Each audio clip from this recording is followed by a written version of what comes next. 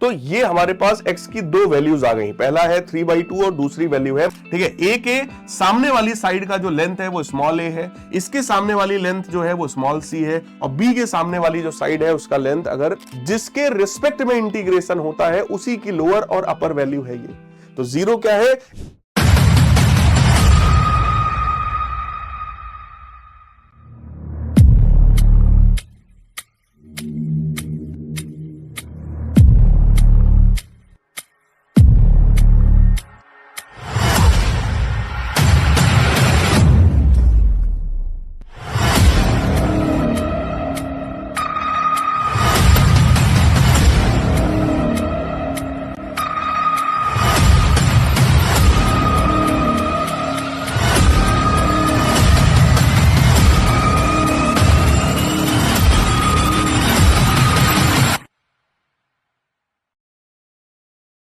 Guys नमस्कार, आदाब, सत्याकाल and came छो ट्रिपल एस आर्मी। क्या हाल चाल है आप सभी का? बहुत बहुत स्वागत है आपके अपने अमेजिंग प्लेटफॉर्म फिजिक्स वाला पर। मेरे प्यारे बच्चों, इस चैनल आईएससी वाला पर हम लोगों ने लास्ट वीक एक सीरीज स्टार्ट किया जिसके थ्रू मैं आपको वन शॉट लेक्चर्स देने वाला हूं हर एक चैप्टर का। और फिजिक्स को पढ़ने से पहले एक सबसे ज्यादा इंपॉर्टेंट चैप्टर जिसका नाम है बेसिक मैथमेटिक्स, इसकी बात हम लोग करना शुरू करेंगे। फिजिक्स में भी आपने केवल एक चैप्टर पढ़ा है, यूनिट एंड मेजरमेंट। उसके बाद ये बेसिक मैथमेटिक्स वैसे कोई चैप्टर तो नहीं है, बट फिजिक्स को समझने के लिए ये सबसे ज्यादा इंपॉर्टेंट टूल होता है। आज ये लेक्चर ऐसा है जो क्लास 10th का बच्चा भी देख सकता है, क्लास 11th का बच्चा भी देख सकता है, क्लास 12th का बच्चा भी देख सकता है। चाहे आप सीबीएसई बोर्ड में हैं, आप आईसीएसई बोर्ड में हैं, आप आईएससी बोर्ड में हैं, किसी भी स्टेट बोर्ड में हैं, आप इस लेक्चर को देख सकते हैं ताकि आप लोग अपने फंडामेंटल्स को स्ट्रॉन्ग कर पाओ। क्योंकि फिजिक्स जो है वो सारा का सारा खेल बेटा कंसेप्ट का है। कंसेप्ट में क्लैरिटी है तो आप फिजिक्स का कोई भी न्यूमेरिकल बना सकते हैं, सॉल्व कर सकते हैं। तो सर कंसेप्ट में क्लैरिटी कैसे आएगी? जब ये बेसिक मैथमेटिक्स आपको आएगा, जब आपको यह पता होगा कि यार इसी जगह पर मुझे अलजेब्रा यूज करना है, इस जगह पर कैलकुलस यूज करना है, इस जगह पर ये यूज करना है, या ग्राफ का कंसेप्ट है, व्हाटएवर, है ना। तो ये बेसिक फंडामेंटल चीज है जो आप सभी की क्लियर होनी चाहिए। तो आइए शुरू करते हैं अपने आज के इस डिस्कशन को, ठीक है। हाँ, तो सबसे पहले आपका काम क्या है, आप ट्रिपल एस आर्मी के इस ऑफिशियल टेलीग्राम चैनल को ज्वाइन कर लीजिए। इस कोड को स्कैन करो अपने मोबाइल से, क्यूआर कोड स्कैनर करके, है ना। जैसे ही आप स्कैन करेंगे सीधे सीधे आप मेरे टेलीग्राम चैनल पर आ जाएंगे, या फिर आप टेलीग्राम ऐप पर सीधे सर्च कर सकते हैं physics by Shailendra sir, right. या फिर इंस्टाग्राम चैनल भी आप मेरा ज्वाइन कर सकते हैं, वो भी शैलेंद्र सर फिजिक्स के नाम से ही है। अब यहां पर सीधे सीधे अपन बात करते हैं बेटा। सबसे पहले हमें क्या क्या पढ़ना है, तो हम लोग थोड़ा सा अलजेब्रा के बारे में पढ़ेंगे, ट्रिग्नोमेट्री हम लोग पढ़ेंगे, कैलकुलस पढ़ेंगे और ग्राफ पढ़ेंगे। देखो ये चार मतलब मैथमेटिक्स के बहुत बड़े बड़े टॉपिक्स हैं, बट हम लोग केवल उतना पोर्शन पढ़ेंगे जितना हमारी फिजिक्स को समझने के लिए रिक्वायर्ड है ना। हमें इन चारों टॉपिक्स पर पीएचडी नहीं करनी, हमें इतना पढ़ना है कि हमारे फिजिक्स का एक भी क्वेश्चन हमसे ना रुके, एक भी क्वेश्चन में हम फंसे ना, ठीक है। ये टारगेट है इस लेक्चर का, ये बात ध्यान रखिएगा। तो starting with the quadratic equation, बेटा कोई भी ऐसी इक्वेशन जिसमें मैक्सिमम पावर 2 है, जैसे ax square plus bx plus c is equal to 0, क्योंकि यहां पर मैक्सिमम पावर 2 है तो इसी को क्वाड्रेटिक इक्वेशन कहा जाता है। किसी भी क्वाड्रेटिक इक्वेशन को सॉल्व करने का मतलब होता है कि x की वो वैल्यूज निकालिए जो इस इक्वेशन को सेटिस्फाई करे। तो ऐसी x की दो वैल्यूज होती हैं, है ना। उन वैल्यूज को निकालने के लिए श्रीधराचार्य प्रोसेस हमारे पास है कि x की डायरेक्ट वैल्यू होती है -b plus minus under root के अंदर b square minus 4ac divided by 2a।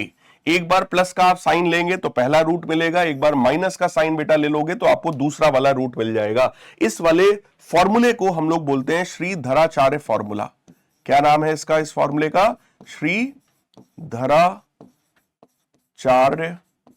Shridharacharya formula, right. तो सबसे पहला मेथड तो यहां पर होता है कि आप इसके फैक्टर्स करो, है ना। आप इस bx को तोड़ो, है ना, और ऐसा तोड़ो कि प्रोडक्ट c बाई a के बराबर आ जाए और सम जो है वो -b बाई a के बराबर आ जाए, ठीक है। बट अगर आप नहीं उसको ब्रेक कर पा रहे हैं तो आप सीधा सीधा ये वाला फॉर्मूला लगाइएगा and you will get both of the roots, है ना। आपको क्या करना है, जो भी आपको क्वाड्रेटिक इक्वेशन गिवन हो पहले उसको इस वाली इक्वेशन से कंपेयर करिए और कंपेयर करके a, b और c की वैल्यूज आप बताएं।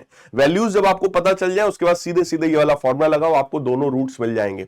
इसके अलावा मैं आपको एक चीज और बताऊं, अगर इसके दो रूट्स हैं अल्फा और बीटा, बीटा, तो बेटा अल्फा प्लस बीटा यानी कि सम ऑफ रूट्स का फॉर्मूला होता है minus b by a. Sum of roots का फॉर्मूला क्या है? माइनस बी बाई ए, और प्रोडक्ट ऑफ द रूट्स का फॉर्मूला होता है सी डिवाइडेड बाई ए। तो अगर स्टैंडर्ड इक्वेशन आपको पता है, इस तरह की कंपेयर करके अगर आपने ए बी और सी की वैल्यू निकाल ली तो आप दोनों रूट्स को भी निकाल सकते हैं, और रूट्स का सम और प्रोडक्ट आप इस इक्वेशन को देख करके ही बता सकते हैं कि सर माइनस बी बाई ए होगा या फिर सी बाई ए उसका प्रोडक्ट होगा। फॉर एग्जाम्पल ये देखो, मैंने एक आपको सबसे पहला है ना, सबसे पहला क्वेश्चन दिया है आज के सेशन का। अब यहां पर सबसे पहले क्या करो, तुम इसको कंपेयर करो किससे? A x square plus b x plus c is equal to 0। ये स्टैंडर्ड इक्वेशन है बेटा।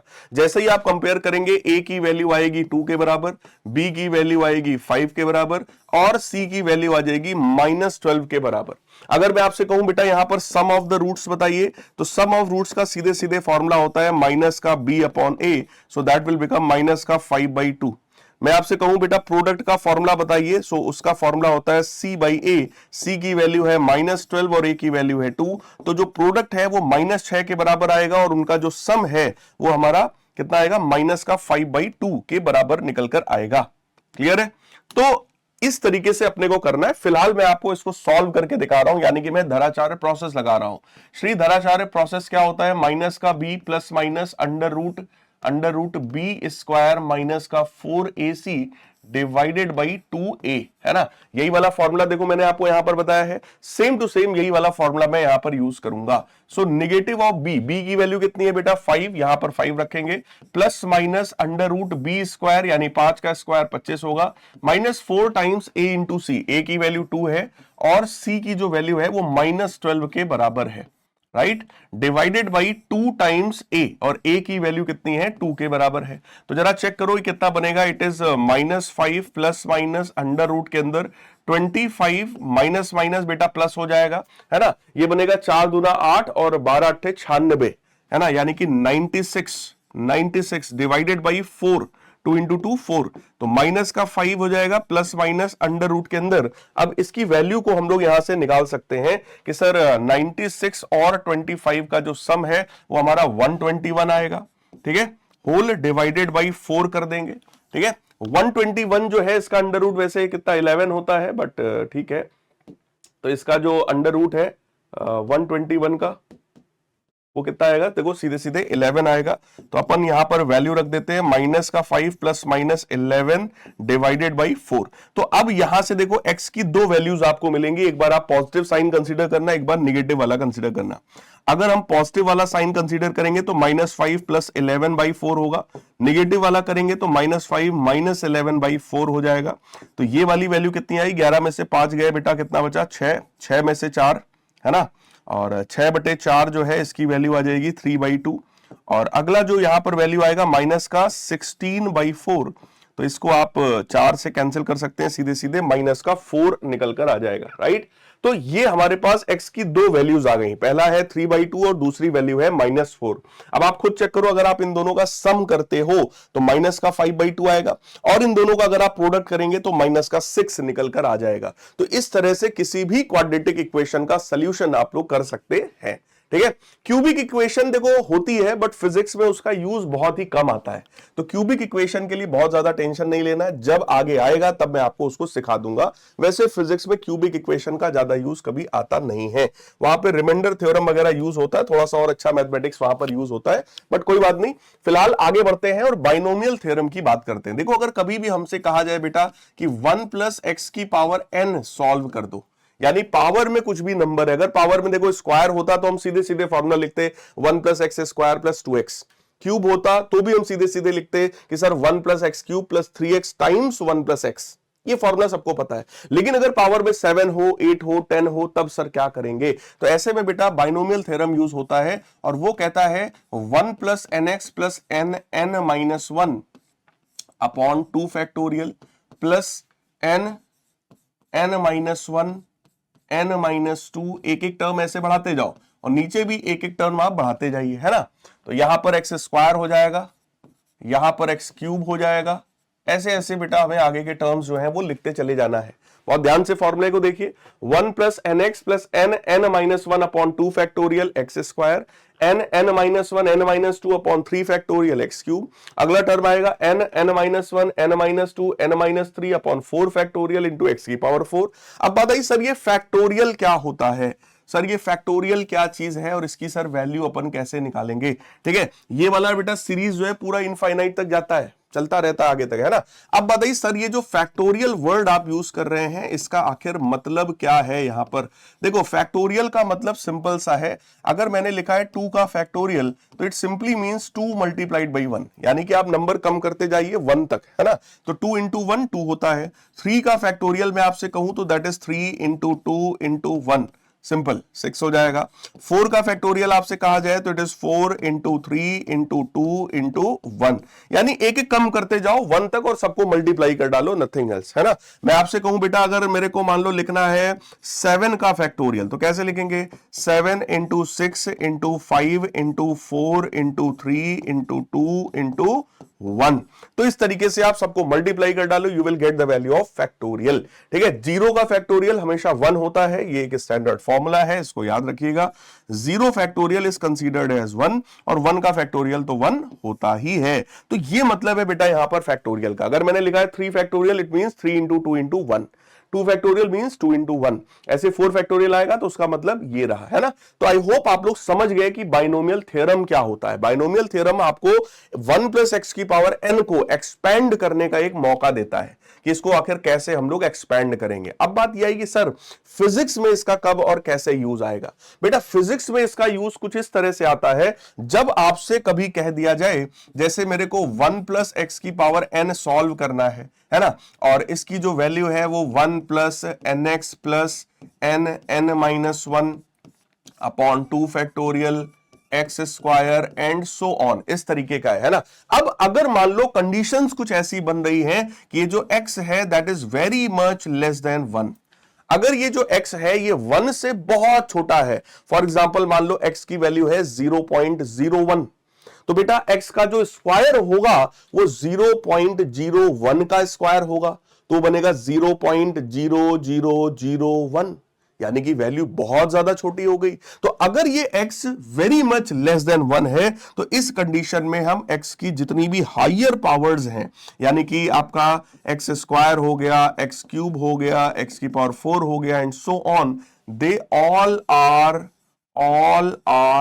नेग्लिजिबल, है ना। ये सभी इतने छोटे हो गए कि हम इन सभी टर्म्स को नेग्लिजिबल मान सकते हैं, नेग्लेक्ट कर सकते हैं। जैसे ही मैं इस टर्म को पूरा का पूरा नेग्लेक्ट करूंगा, 1 प्लस एक्स की पावर n जो है बेटा वो हमारा फॉर्मूला कन्वर्ट हो जाएगा 1 प्लस एन एक्स के फॉर्म में, 1 प्लस एन एक्स के फॉर्म में। लेकिन यह बात ध्यान रखना हमेशा कि 1 प्लस एक्स की पावर n को 1 प्लस एन एक्स कब लिखेंगे, जब कंडीशन क्या है, जब x की वैल्यू 1 से बहुत ज्यादा छोटी हो, है ना, when x is very much lesser than 1। अब थोड़ा सा मैं इसको और एक्सप्लेन कर रहा हूं, समझना जरा इस बात को। जैसे मैं आपसे कहूं बेटा 1 प्लस 0.02 का होल क्यूब लिखा हुआ है ना, यस। अब इसको सर क्या करें हम लोग, है ना, तो अब इसको चाहो तो तुम पूरा क्यूब का फॉर्मूला लगाओ और एग्जैक्ट सॉल्व करो और सॉल्व करके देखो, कैलकुलेटर यूज करो एंड सॉल्व करके देखो, ठीक है। और दूसरा तरीका क्या है कि सर ये जो नंबर है ये 1 से बहुत छोटा है,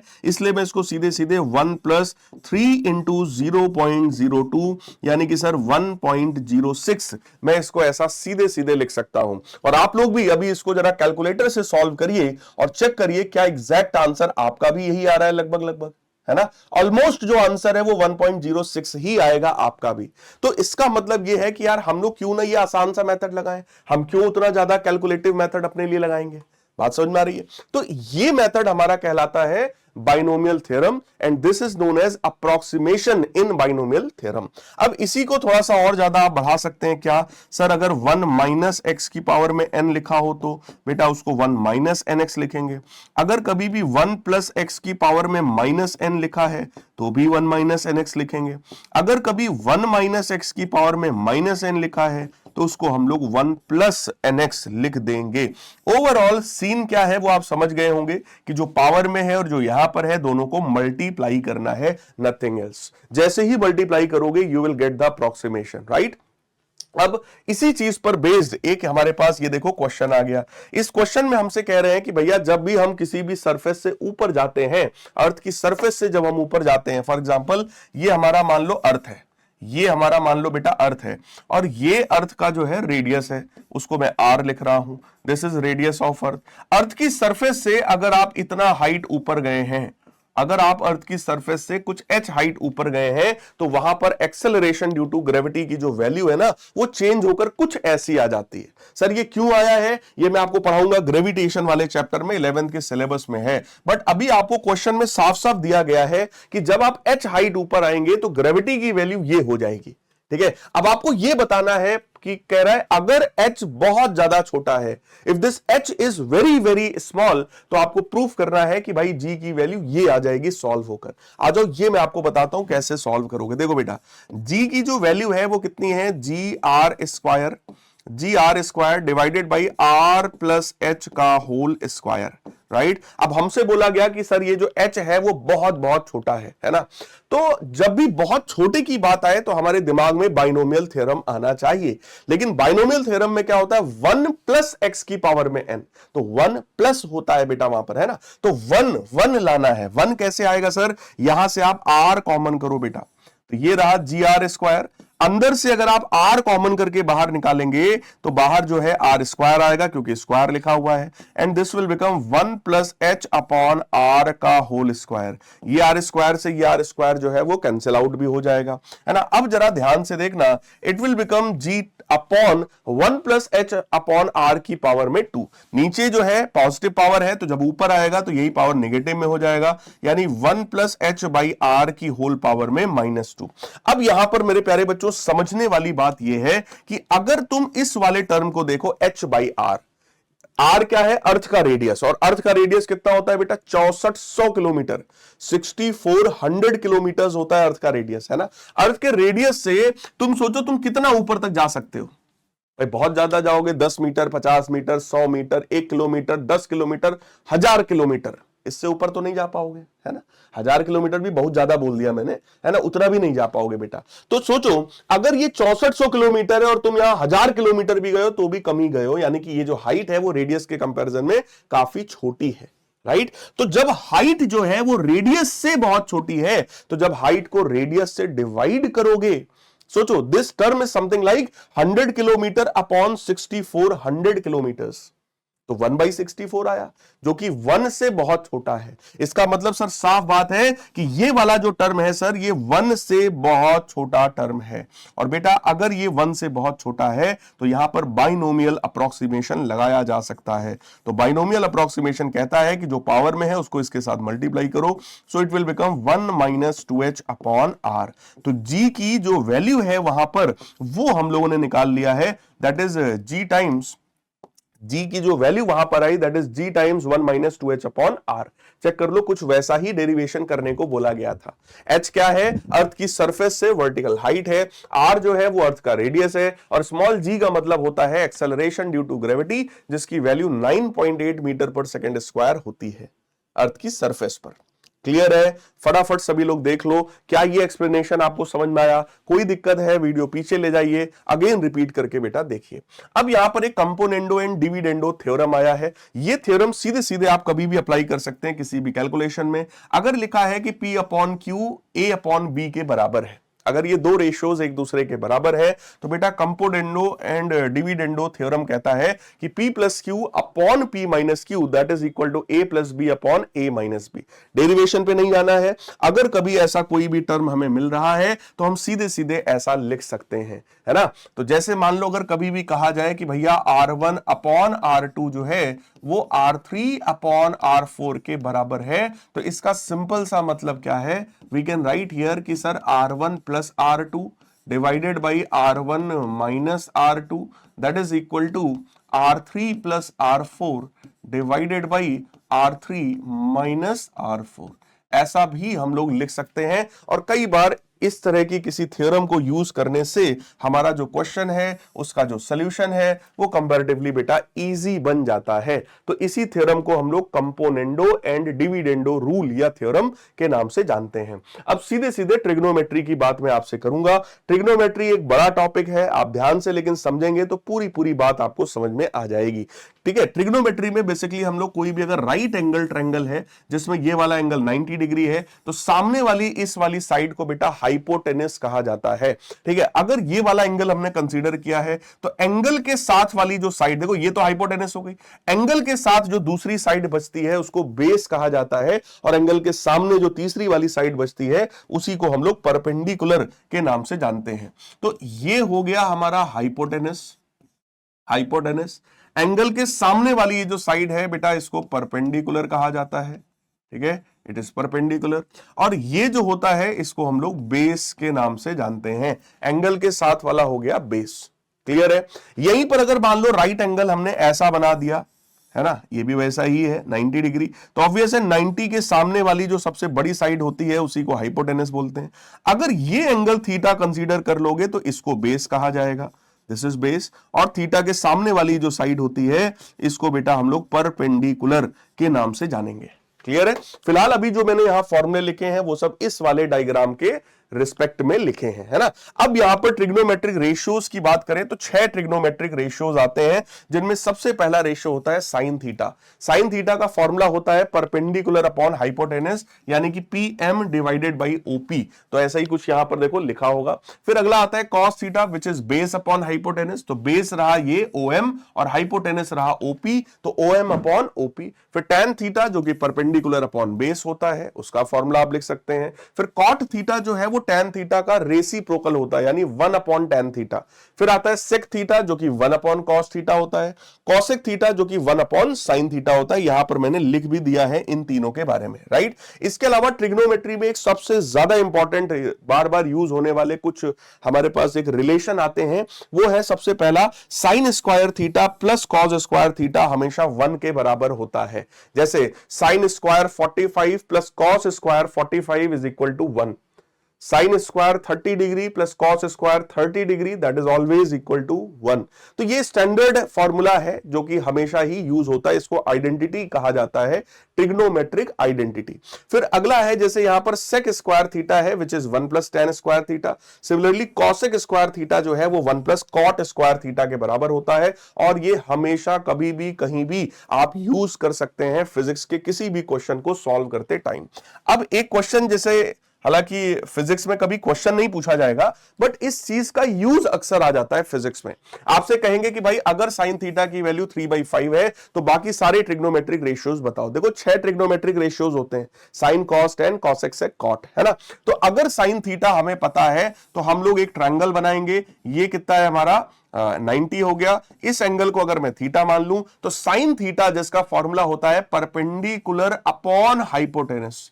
तो बेटा सोचो ये 3 हो गया और ये 5 हो गया, राइट। अब अगर मेरे को ये एक साइड नहीं पता है, मिसिंग है, तो इस वाली साइड को हम पाइथागोरस थ्योरम से निकाल सकते हैं। पाइथागोरस थ्योरम कहता है कि अगर इस ट्रायंगल का नाम है ABC, तो पाइथागोरस कहता है कि भैया हाइपोटेनस का जो स्क्वायर है वो परपेंडिकुलर का स्क्वायर प्लस बेस के स्क्वायर के बराबर होता है ना। हाइपोटेनस का जो स्क्वायर है वो इसके और इसके स्क्वायर के सम के बराबर होता है। यही है हमारा पाइथागोरस थ्योरम। तो ये हो गया हमारा 5 का स्क्वायर, ये हो गया बेटा 3 का स्क्वायर। BC वाली साइड जो है वो हमें निकालनी है, तो BC का जो स्क्वायर है वो 5 का स्क्वायर 25 माइनस 3 का स्क्वायर 9। तो यहां से BC की जो वैल्यू आएगी वो अंडर रूट के अंदर 16 यानी कि 4 के बराबर निकलकर आ जाएगी। तो ये वाली साइड भी हम लोगों ने निकाल लिया। ठीक है, 2 साइड्स पता होंगी तो तीसरी साइड आप हमेशा जो है पाइथागोरस थ्योरम का यूज करके बेटा निकाल लेंगे। एक बार वैल्यू निकाल ली तो अब सारे ट्रिग्नोमेट्रिक रेशियोज आ जाएंगे। जैसे साइन थीटा हम लोग को क्वेश्चन में ऑलरेडी गिवन था कि ये 3/5 के बराबर है, तो इससे पहला जो हमको मिल गया वो है cosec theta. Cosec theta 1 upon sine theta होता है। ठीक है, तो 1 अपॉन साइन थीटा कहने का मतलब हो गया कि अगर ये 3/5 है तो ये तो 5/3 हो जाएगा। फिर बात आई सर कॉस थीटा क्या है, तो कॉस थीटा की वैल्यू होती है बेस अपॉन हाइपोटेनस यानी कि 4/5। ये कॉस थीटा हो गया। अब बेटा कॉस थीटा पता है तो सेक थीटा आ जाएगा। Sec theta 1 upon cos theta होता है जो कि बन जाएगा 5 divided by 4। Similarly tan theta की अगर मैं बात करूं तो टेन थीटा होता है परपेंडिकुलर अपॉन बेस यानी कि 3 डिवाइडेड बाई 4, और टेन थीटा अगर पता है तो कॉट थीटा इसी का रेसिप्रोकल होता है, that is 1 upon tan theta. ठीक है, तो ये बन जाएगा 4 डिवाइडेड बाई 3। तो इस तरह से हम लोग सारे के सारे ट्रिग्नोमेट्रिक रेशियोज को निकाल सकते हैं। इस चीज का यूज फिजिक्स में कई बार बेटा आएगा। अब यहां पर क्वाड्रेंट्स की बात कर लेते हैं और इसके कंसेप्ट को आपको समझा देते हैं। देखो फिजिक्स के केस में अगर देखें या मैथ्स के केस में भी देखें तो 4 ही क्वाड्रेंट होते हैं। ये रहा हमारा पहला क्वाड्रेंट, ये रहा दूसरा क्वाड्रेंट, ये रहा तीसरा क्वाड्रेंट और ये रहा चौथा क्वाड्रेंट। पहले क्वाड्रेंट में जो एंगल है वो 0 से 90 डिग्री होता है, दूसरे में 90 से 180 होता है, तीसरे में 180 से 270 और चौथे में 270 से लेकर 360 डिग्री तक का एंगल होता है। ठीक है, अब अगर मैं फर्स्ट क्वाड्रेंट की बात करें, यहां पर सारे के सारे ट्रिग्नोमेट्रिक रेशियोज पॉजिटिव होते हैं। Sine cos tan cosec sec cot सब पॉजिटिव है, यानी कि साइन 30 है तो भी पॉजिटिव होगा, कॉस 30 टेन 30 है ना, आपका कॉसेक 45, यानी 90 डिग्री से कम अगर एंगल है तो सभी की वैल्यू पॉजिटिव होती है। सेकंड क्वाड्रेंट बेटा है तो यहां पर केवल साइन और इसका जो उल्टा होता है कॉसेक वो ही पॉजिटिव होगा। तो सेकंड क्वाड्रेंट में केवल साइन और उसका उल्टा कॉसेक पॉजिटिव होगा, बाकी सब नेगेटिव होंगे। यानी सेकंड क्वाड्रेंट में कॉस टैन सेक और कॉट ये चारों कैसे होंगे, निगेटिव होंगे। थर्ड क्वाड्रेंट में टैन और कॉट पॉजिटिव होता है, बाकी सब निगेटिव होते हैं। और चौथे वाले क्वाड्रेंट में कॉस और सेक पॉजिटिव है, बाकी चारों जो है वो निगेटिव होते हैं। ठीक है, इसको याद करने के लिए भी आपको ट्रिक दिया जा सकता है कि ASTC after school to cinema, after school to cinema, इस तरीके का एक ट्रिपल एस आप बना लीजिए, यानी शैलेन सर स्पेशल कंसेप्ट बना लीजिए और इसको आप अपने दिमाग में रख सकते हैं। After school to cinema, ASTC, A means all positive, S means sin and cosec positive, T means tan and cot positive और उधर cos and sec positive, बाकी सब नेगेटिव। अब यहां पर आगे आते हैं फॉर्मूलेस के ऊपर। बेटा अगर कभी भी लिखा है साइन ऑफ माइनस थीटा तो माइनस बाहर आ जाता है, माइनस साइन थीटा बनता है। कॉस ऑफ माइनस थीटा है तो कॉस थीटा बनेगा। टैन ऑफ माइनस थीटा है तो इसमें भी हमारा माइनस बाहर आ जाता है, यानी केवल कॉस के केस में पॉजिटिव होता है, बाकी सभी में नेगेटिव हो जाता है। तो अगर मैं आपसे कहूं बेटा साइन ऑफ -45 डिग्री की वैल्यू बता दीजिए, मैं आपसे कहूं साइन ऑफ -45 डिग्री की वैल्यू बता दीजिए, तो माइनस बाहर आएगा और साइन 45 की वैल्यू आप सबको आई होप पता होगी 1/√2, तो वैल्यू आ गई माइनस का 1/√2। सिमिलरली यहां पर देखो टर्म क्या है, अगर कभी भी 90 माइनस थीटा की बात करते हो तो ऑब्वियस है आप फर्स्ट क्वाड्रेंट की बात कर रहे हैं। 90 माइनस थीटा एंगल है तो फर्स्ट क्वाड्रेंट है, और फर्स्ट क्वाड्रेंट में बेटा ये सब के सब पॉजिटिव होते हैं। तो साइन 90 माइनस थीटा है तो साइन कन्वर्ट होगा कॉस में और कॉस कन्वर्ट होगा साइन में, टैन कन्वर्ट होगा कॉट में और कॉट कन्वर्ट होगा टैन में। इस तरीके से कन्वर्जन होता है। ऐसे कॉसेक जो है वो सेक में कन्वर्ट होगा और जो सेक है वो कॉसेक में कन्वर्ट होगा। समझिएगा, साइन 90 माइनस थीटा जो है वो कॉस थीटा होता है। सिमिलरली कॉस 90 माइनस थीटा भी साइन थीटा होता है। टैन 90 माइनस थीटा है तो कॉट थीटा होता है। क्लियर है, फर्स्ट क्वाड्रेंट है इसलिए सारे के सारे कैसे हैं, पॉजिटिव है। फिर अब देखो 90 प्लस थीटा की बात कर रहे हैं, यानी कि सेकंड क्वाड्रेंट में जा रहे हैं हम लोग। भाई एंगल 90 से बड़ा हुआ तो सेकंड क्वाड्रेंट पहुंच गए। सेकंड क्वाड्रेंट में केवल और केवल साइन और कॉसेक पॉजिटिव था, बाकी सब कैसा था, निगेटिव था। तो जरा चेक करो क्या लिखा है, साइन 90 प्लस थीटा। देखो जब भी 90 प्लस या 90 माइनस होता है तो साइन कन्वर्ट होगा कॉस में, कॉस कन्वर्ट होगा साइन में, टैन कन्वर्ट होगा कॉट में, कॉट कन्वर्ट होगा टैन में, कॉसेक कन्वर्ट होगा सेक में और सेक कन्वर्ट होगा कॉसेक में। ये बात ध्यान रखिएगा। तो साइन 90 प्लस थीटा है, साइन पॉजिटिव होता है इसलिए उसकी वैल्यू कॉस थीटा आ गई, वो भी पॉजिटिव में। कॉस 90 प्लस थीटा, अब ये कॉस निगेटिव होगा, टैन भी निगेटिव होगा, तो कॉस का आएगा माइनस साइन थीटा और tan 90 plus theta will be equal to minus का कॉट थीटा। ध्यान से फॉर्मूले को समझना बेटा, जब भी 180 प्लस थीटा या 180 माइनस थीटा करते हैं तो चेंज नहीं आता है, सिर्फ साइन देखा जाएगा। अब देखो 180 minus theta is again which quadrant, second quadrant, यहां पर भी बात किस क्वाड्रेंट की हो रही है? सेकंड क्वाड्रेंट की बात हो रही है। यहां भी कौन से क्वाड्रेंट की बात हो रही है? सेकंड की बात हो रही है। ये फर्स्ट क्वाड्रेंट की बात हो रही थी, है ना। अब यहां भी सेकंड क्वाड्रेंट की बात चल रही है। अगर लिखा है साइन 180 माइनस थीटा, क्योंकि साइन पॉजिटिव होता है तो it is sine theta, but cos और टैन के केस में वैल्यू कैसी आ जाएगी? नेगेटिव, और कोई चेंज नहीं होगा। यानी 90 प्लस थीटा माइनस थीटा करोगे तो चेंज होगा, 270 प्लस थीटा माइनस थीटा करोगे तो चेंज होगा, but 180 plus theta minus theta करोगे कोई चेंज नहीं होगा। सिमिलरली 360 प्लस थीटा या माइनस थीटा करोगे तो भी कोई चेंज नहीं होगा, राइट। अगला देखो हमारे पास क्या है। अब ये हम पहुंच गए बेटा कौन से क्वाड्रेंट में? अगर 180 प्लस थीटा लिखा है तो इस बार अब हम लोग थर्ड वाले क्वाड्रेंट में पहुंच गए हैं, और थर्ड क्वाड्रेंट में केवल टैन और कॉट पॉजिटिव होता है, बाकी सब निगेटिव। तो आप देख सकते हैं साइन जो है वो निगेटिव हो गया, कॉस भी निगेटिव हो गया, बट टैन कैसा है? पॉजिटिव है। सिमिलरली अगर मैंने लिखा है 270 माइनस थीटा, तो पहली बात तो कन्वर्जन होगा, साइन का कॉस में, कॉस का साइन में, टैन का कॉट में, कॉट का टैन में, सेक का कॉसेक में और कॉसेक का सेक में, है ना। बाकी साइन आप लोग देखेंगे कि जो आपको मैंने सिखाया है क्या वो चल रहा है। क्या सिखाया? थर्ड क्वाड्रेंट में अगर 270 माइनस थीटा कर रहे हो तो वो थर्ड क्वाड्रेंट है बेटा। थर्ड क्वाड्रेंट में टैन और कॉट पॉजिटिव है बस। तो देखो साइन कन्वर्ट हुआ माइनस कॉस में, कॉस कन्वर्ट हो गया माइनस साइन में, टैन कन्वर्ट हो गया कॉट में, ये पॉजिटिव है, ठीक है। अब अगर मैं लिख दूं 270 प्लस थीटा, तो इसका मतलब अब मैं लेके जा रहा हूं इसको फोर्थ वाले क्वाड्रेंट में। तो फोर्थ वाले क्वाड्रेंट में केवल क्या होता है? कॉस और सेक पॉजिटिव है, बाकी सब नेगेटिव है। चेक करो, साइन कन्वर्ट हुआ माइनस कॉस में, कॉस पॉजिटिव होता है इसलिए वो साइन में कन्वर्ट हुआ, देखो पॉजिटिव में वो भी, है ना। सिमिलरली टैन है तो माइनस कॉट में गया। अब यहां पर अगर मैं लिख रहा हूं 360 माइनस थीटा, तो बेटा 360 माइनस थीटा का मतलब अगेन विच क्वाड्रेंट? फोर्थ वाला क्वाड्रेंट। और फोर्थ क्वाड्रेंट में आपको पता है कॉस और सेक पॉजिटिव है, बाकी सब नेगेटिव है। और जब आप 360 प्लस थीटा माइनस थीटा करते हैं कोई चेंज नहीं होता है, राइट। अब अगर मैं अगला और बना दूं कि बेटा साइन 360 प्लस थीटा, तो साइन 360 डिग्री प्लस थीटा, जरा सोचो, फर्स्ट वाले क्वाड्रेंट में पहुंच जाएगा, और फर्स्ट क्वाड्रेंट में सारे पॉजिटिव होते हैं। तो आप और लिख लो formula, sine 360 plus theta sine theta, cos 360 plus theta cos theta, tan 360 plus theta tan theta. वहां पर फर्स्ट क्वाड्रेंट आ गया, इसलिए सारे के सारे कैसे हो जाएंगे? पॉजिटिव हो जाएंगे। उम्मीद करता हूं ये सारे कन्वर्जन्स आपको समझ में आ गए होंगे। स्क्रीनशॉट ले लो, बार बार रिवाइज करना और अपनी कॉपी पर भी नोट डाउन कर लेना। जो कुछ भी मैंने यहां लिखा है, जो भी इस नोट्स में है, वो सब मैं आपको अपने टेलीग्राम चैनल पर नोट्स में पीडीएफ में दे दूंगा। बाकी फिजिक्स वाला ऐप के ऊपर भी आप जाकर के अपने नोट्स को डाउनलोड कर सकते हैं, राइट। अब यहां पर देखो टेबल की बात आ गई कि सर 0 डिग्री, 30, 45, 60 और 90, मेनली यहीं तक याद कर लो। इसके बाद वाले तो आप कन्वर्ट करके निकाल भी सकते हो। जैसे 120 डिग्री है तो उसको आप 90 डिग्री प्लस 30 डिग्री लिख लेना, है ना। 90 प्लस 30 कर लेना आ जाएगा। ये जैसे है इसको तुम 90 प्लस 45 डिग्री कर लेना आ जाएगा।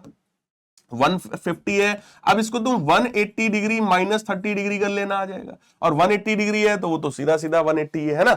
अब यहां पर वैल्यूज देखो, साइन थीटा साइन 0 पर, 0 डिग्री पर साइन 0 0 होता है, साइन 30 1/2, साइन 45 1/√2 और साइन 60 √3/2 और साइन 90 1 के बराबर होता है। क्लियर है जी? ठीक है।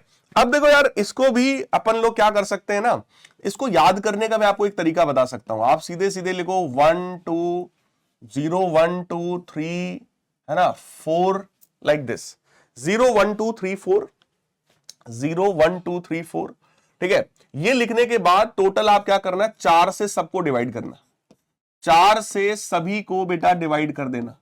पहले लिखो 0 1 2 3 4, फिर 4 से सभी को डिवाइड कर देना और फिर अंडर रूट लगा देना, खत्म बात।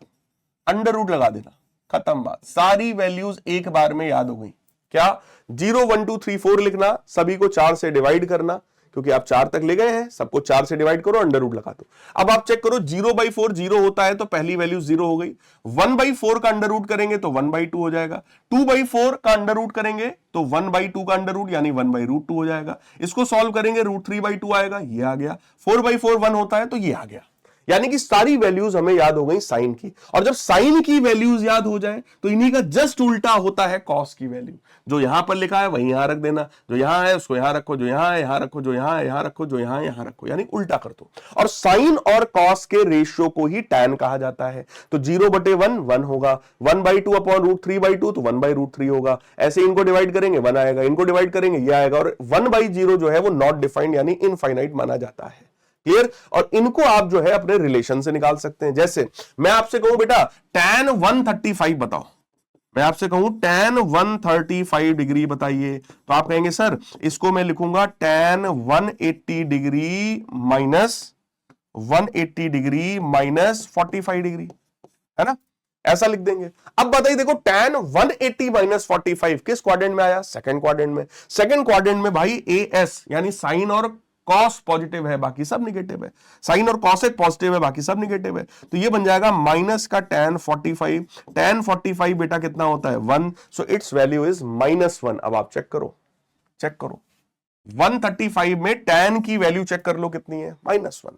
तो इस तरीके से बाकी वैल्यूज को आप निकाल सकते हैं और एक बार क्रॉस चेक भी करना, ये सारी वैल्यूज को निकालो और क्रॉस चेक करो क्या तुम निकाल पा रहे हो, है ना। ये टेबल बनाना बेटा पूरा का पूरा सीखो। ये टेबल को मैंने याद करने का ट्रिक आपको बता दिया कैसे याद करना है। पहले लिखो 0 1 2 3 4, सबको 4 से डिवाइड करो और सब में अंडर रूट लगा दो, खत्म बात, आ गई सारी वैल्यूज। पहली लाइन आ गई, पहली लाइन को उल्टा करो, दूसरी लाइन आ गई, दोनों डिवाइड करो, तीसरी लाइन आ गई, खत्म बात, है ना। यही है पूरा का पूरा ट्रिग्नोमेट्री का खेल। अब हमसे कह रहा है इनको सॉल्व करो भैया।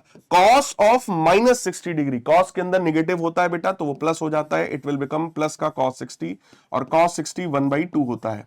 यहां पर कहें tan 210, तो इसको मैं लिख सकता हूं tan 180 डिग्री प्लस 30 डिग्री, ठीक है।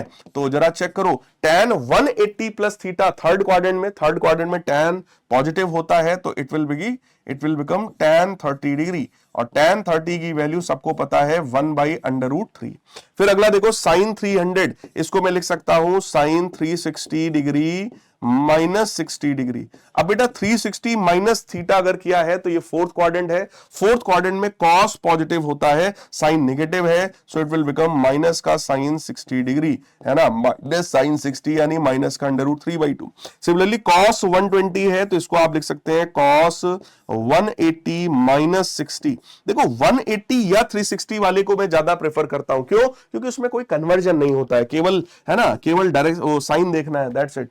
साइन, अब देखो cos 180 माइनस 60 यानी सेकंड क्वाड्रेंट है बेटा, सेकंड क्वाड्रेंट में केवल साइन पॉजिटिव होता है, कॉसेक पॉजिटिव होता है, कॉस नेगेटिव है, so it will be minus का cos 60 degree, so it is minus का 1/2। चेक कर लीजिए, सारी वैल्यूज मैंने आपके सामने सॉल्व कर दी हैं चकाचक, है ना। आप लोग भी कॉपी पे नोट कर लेना और प्रैक्टिस भी करना।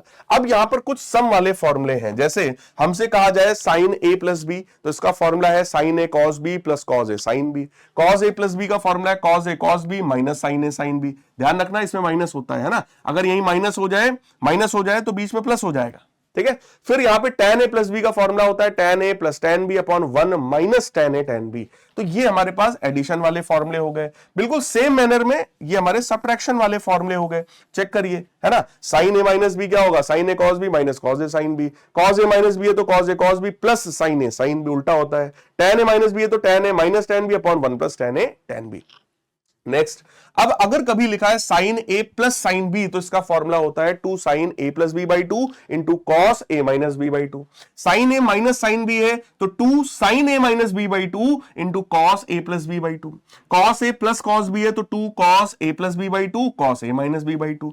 ये वाला जो फॉर्मूला है वो ज्यादा इंपॉर्टेंट है, क्या कि सर अगर cos a minus cos b है तो फॉर्मूला बनता है 2 sine a plus b by 2 into sine b minus a by 2। अगर आपने b माइनस ए बाई 2 लिखा है तो यहां माइनस लगाने की जरूरत नहीं है, और अगर a माइनस बी बाई 2 लिखा है तो यहां पर माइनस लगाने की जरूरत है। तो ये चार फॉर्मूले जो हैं वो इंपॉर्टेंट हैं, आने चाहिए आपको, आपके फंडामेंटल्स को स्ट्रॉन्ग करने के लिए जरूरी है, जिसमें चौथा वाला फॉर्मूला थोड़ा सा खतरनाक है, तो इसको ध्यान से आपको पढ़ना है ना। अब कुछ बच्चे सोच रहे होंगे सर आप इतने सारे फॉर्मूले बता रहे हो, क्या मैं एक दिन में याद कर लूंगा? नहीं बेटा, ये लेक्चर ऐसा है जो तुम्हें पूरे साल भर में, अगर तुम सच में फिजिक्स में खुद को स्ट्रॉन्ग करना चाहते हो तो आपको इस वाले लेक्चर को कम से कम पूरे साल भर में, मैं तो कहूंगा 10 बार देखना चाहिए, हर महीने एक बार देखना चाहिए। स्टार्टिंग में फ्रीक्वेंसी को बढ़ा दो, स्टार्टिंग में एक महीने में कम से कम आप इस वीडियो को 5 बार देखिए, मिनिमम 5 बार देखो, उसके बाद 2-2 महीने के डिफरेंस पे आप देखते रहो एक बार, यानी इसका रिवीजन बहुत जरूरी है। केवल वीडियो नहीं देखना चाहते हो कोई बात नहीं, जो नोट्स मैंने यहां दे रहा हूं आपको, इन नोट्स को छपवा लेना, प्रिंट आउट निकलवा लेना या लिख लेना कॉपी पर, राइट। उसके बाद उसको बार बार बार बार बार बार पढ़ना। नोट्स को पढ़ना बहुत आसान होता है और बहुत कम टाइम लगता है। और अगर आपने डेली 1-2 महीने सिर्फ नोट्स को पढ़ लिया, ये सारे फॉर्मूले सब कुछ आपके दिमाग में एकदम रट जाएगा। एक दिन में तुम सोचो केवल वीडियो देख लेंगे और केवल नोट्स में लिख लेंगे तो याद हो जाएगा, नहीं होगा बेटा, एक दिन में नहीं होगा। लेकिन हां, अगर आप कंटिन्यूअसली करते रहेंगे तो जरूर हो जाएगा, इस बात की गारंटी है। अब अगला है हमारे पास मल्टीप्लिकेशन के लिए। जैसे sin 2a लिखा है तो 2 sin a cos a होता है, cos 2a है तो cos square a minus sin square a होता है, जिसको 2 cos स्क्वायर a -1 या 1 - 2 sin स्क्वायर a भी लिखा जा सकता है। tan 2a का formula 2 tan a upon 1 - tan square a। So these formulas are also very very very important formulas, है ना। इनका यूज भी फिजिक्स में अक्सर बेटा होता रहता है, जिसमें cos 2a वाला जो फॉर्मूला है ये तो थोड़ा ज्यादा ही यूज होता है, sin 2a वाला जो फॉर्मूला है ये भी थोड़ा ज्यादा ही यूज होता है।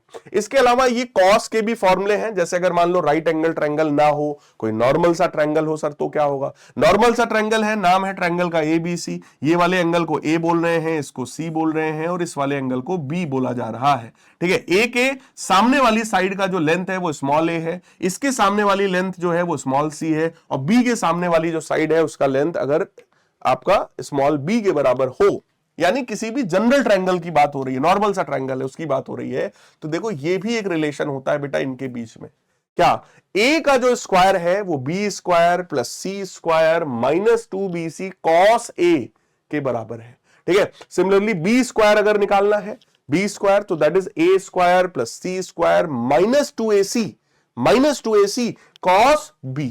सिमिलरली c स्क्वायर का फॉर्मूला है तो इसको कोसाइन रूल कहा जाता है, that is known as cosine rule, cos rule जिसको बोलते हैं कोसाइन रूल, है ना।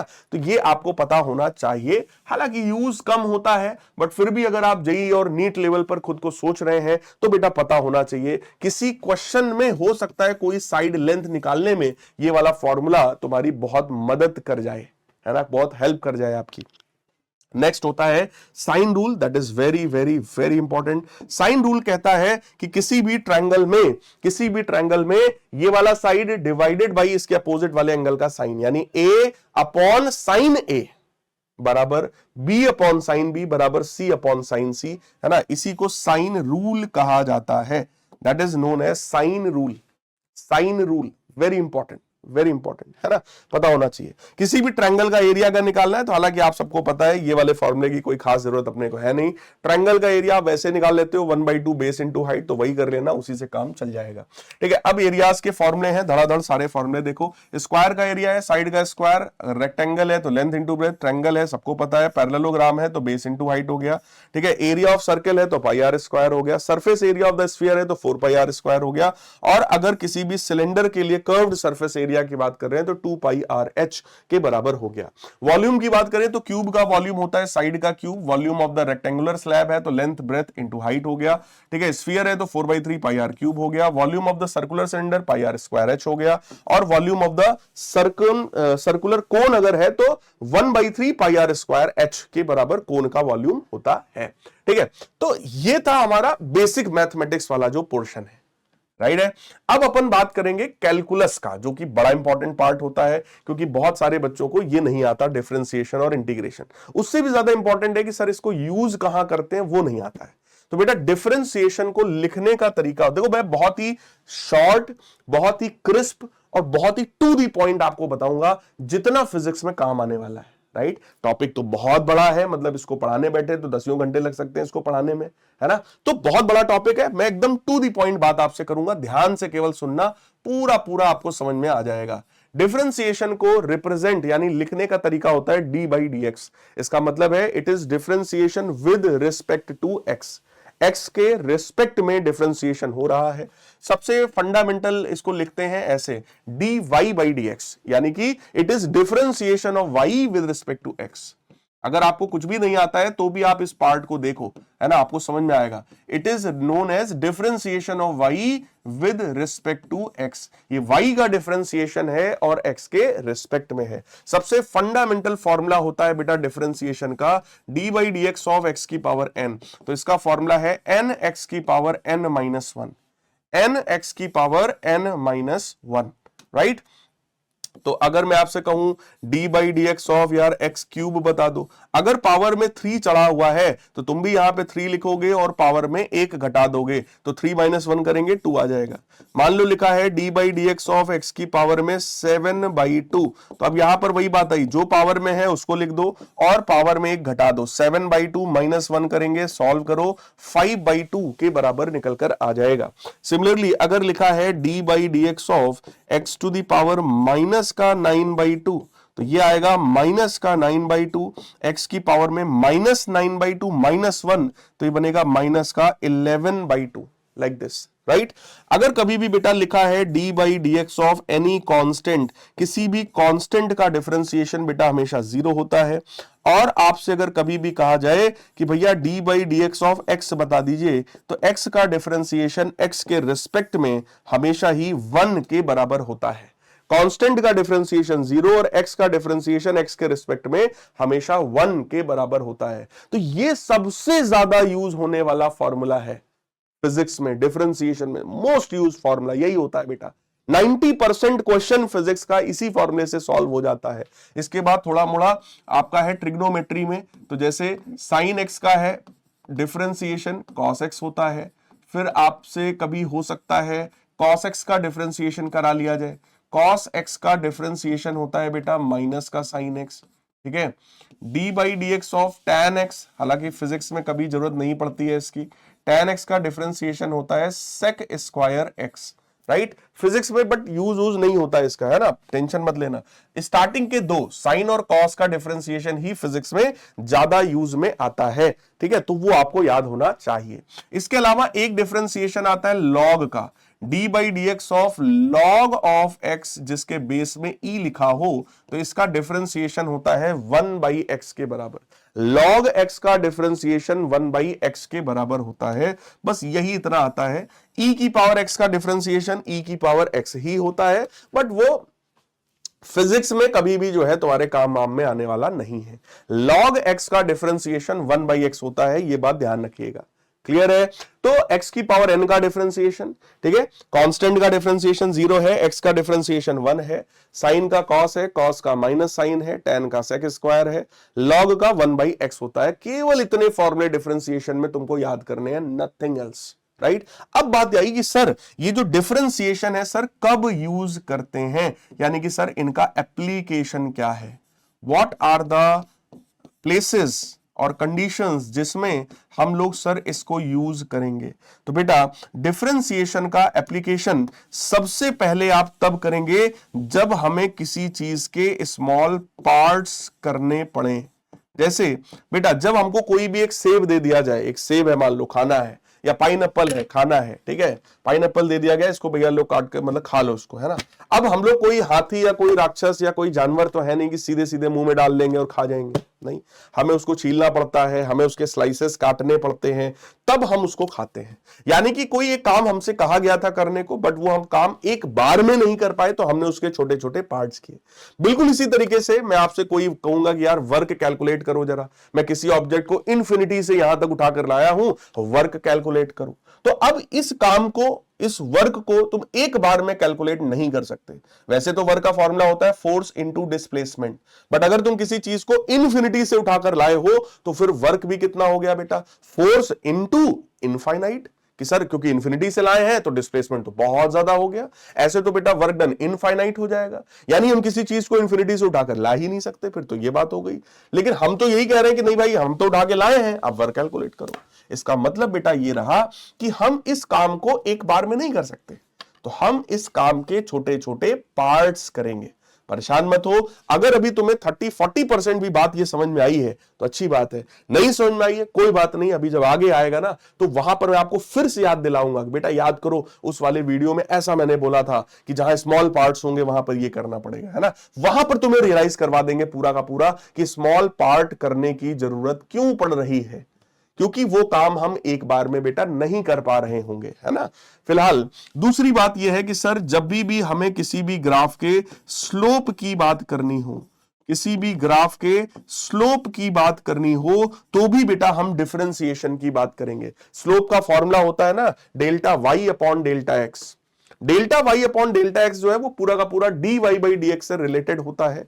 डेल्टा का मतलब होता है चेंज इन क्वांटिटी और डी का मतलब होता है very very very small change in quantity. इतना सा ही डिफरेंस है ना, डेल्टा और डी में बस यही डिफरेंस है बेटा। तो जब भी स्लोप की बात करेंगे तो भी अपन इसकी बात करेंगे। किसी भी चीज के मैक्सिमम या मिनिमम वैल्यू की बात करेंगे तो भी आप डिफरेंशिएशन या इसी की बात कर रहे होंगे, यानी डिफरेंशिएशन का ही यूज हम वहां पर भी करेंगे।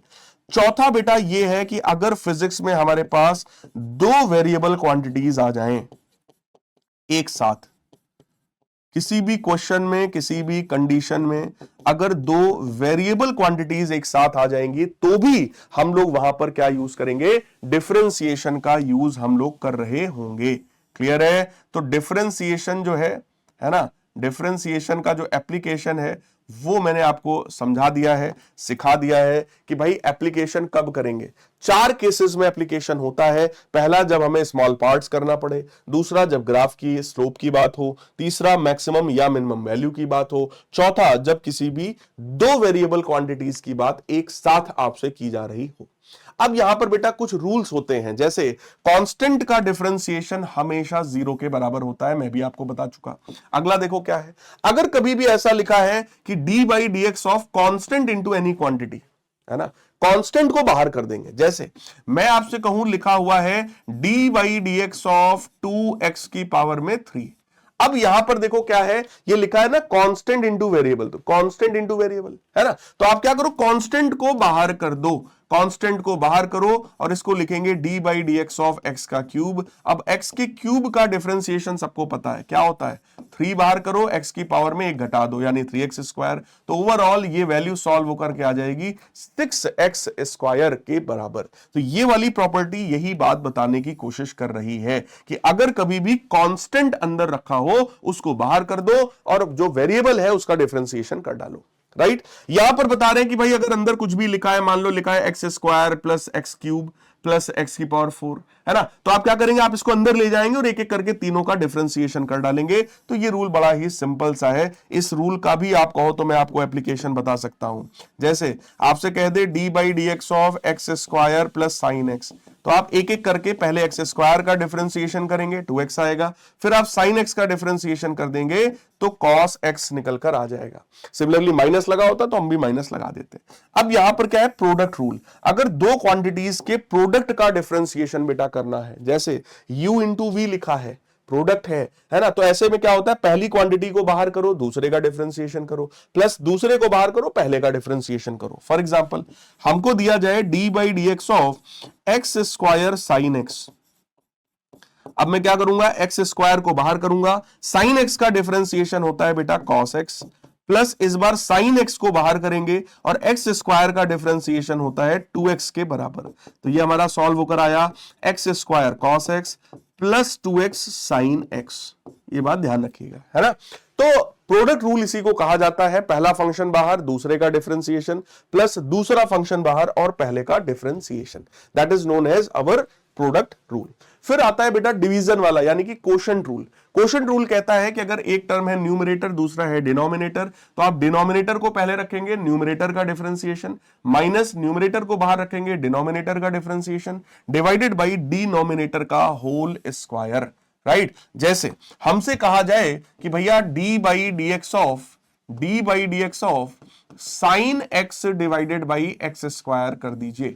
तो तरीका क्या है, पहले डिनोमिनेटर को यहां रखेंगे फिर न्यूमरेटर का डिफरेंशिएशन करेंगे। माइनस न्यूमरेटर को रखेंगे, डिनोमिनेटर का डिफरेंशिएशन करेंगे, डिवाइडेड बाई डिनोमिनेटर का स्क्वायर, तो एक्स स्क्वायर का स्क्वायर करेंगे तो एक्स की पावर में 4 आ जाएगा। बस इसको सिंप्लीफाई कर लो, you will get your answer, right. तो ये हो गया हमारा क्वोशंट रूल। अब यहां पर हमसे कह रहा है कि अगर कभी x की पावर n का डिफरेंशिएशन हो तो वो मैं आपको पहले ही बता चुका हूं कि सीधे सीधे आप उसको डिफरेंशिएट कर डालेंगे, ठीक है। इसके अलावा एक रूल यहां पर और काम में आता है जिसको चेन रूल ऑफ डिफरेंशिएशन कहा जाता है, that is known as chain rule of differentiation. Sir differentiation का चेन रूल क्या है? डिफरेंशिएशन का चेन रूल कहता है कि अगर ओरिजिनल फॉर्मूला में कुछ भी चेंज किया है तो उस चेंज को डिफरेंशिएट करके मल्टीप्लाई करेंगे।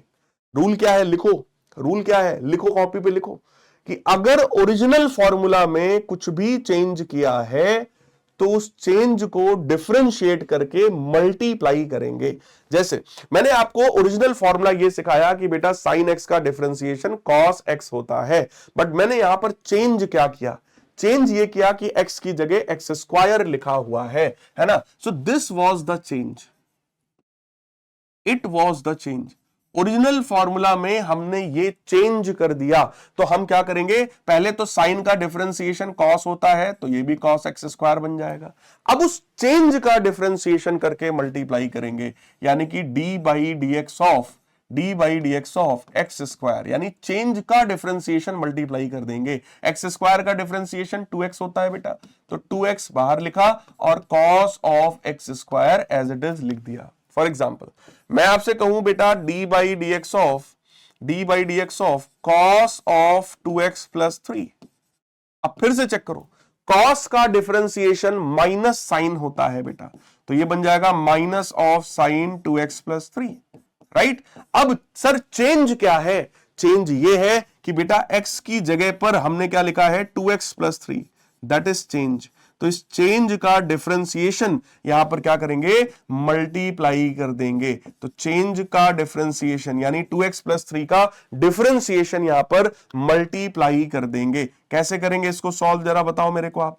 Minus of sine of 2x plus 3 तो लिखा ही हुआ था। अब इसको कैसे सॉल्व करते हैं बेटा? कांस्टेंट इंटू वेरिएबल है, कांस्टेंट बाहर करो, x का डिफरेंशिएशन x के रिस्पेक्ट में 1 और ये 3 पूरा ही का पूरा कांस्टेंट है ना, यानी डिफरेंशिएशन ऑफ 3 है, so that will B 0, that will B 0। Overall 2 आया, तो ये हमारा आंसर आएगा माइनस का 2 साइन 2x प्लस 3 के बराबर, राइट। ये हमारा सॉल्व होकर आया। अगला मैं आपको बताऊं, अगर इसी में जैसे लिखा है d by d x of log of x square. अब बेटा लॉग एक्स का डिफरेंशिएशन मैंने क्या बताया था? 1 बाई एक्स।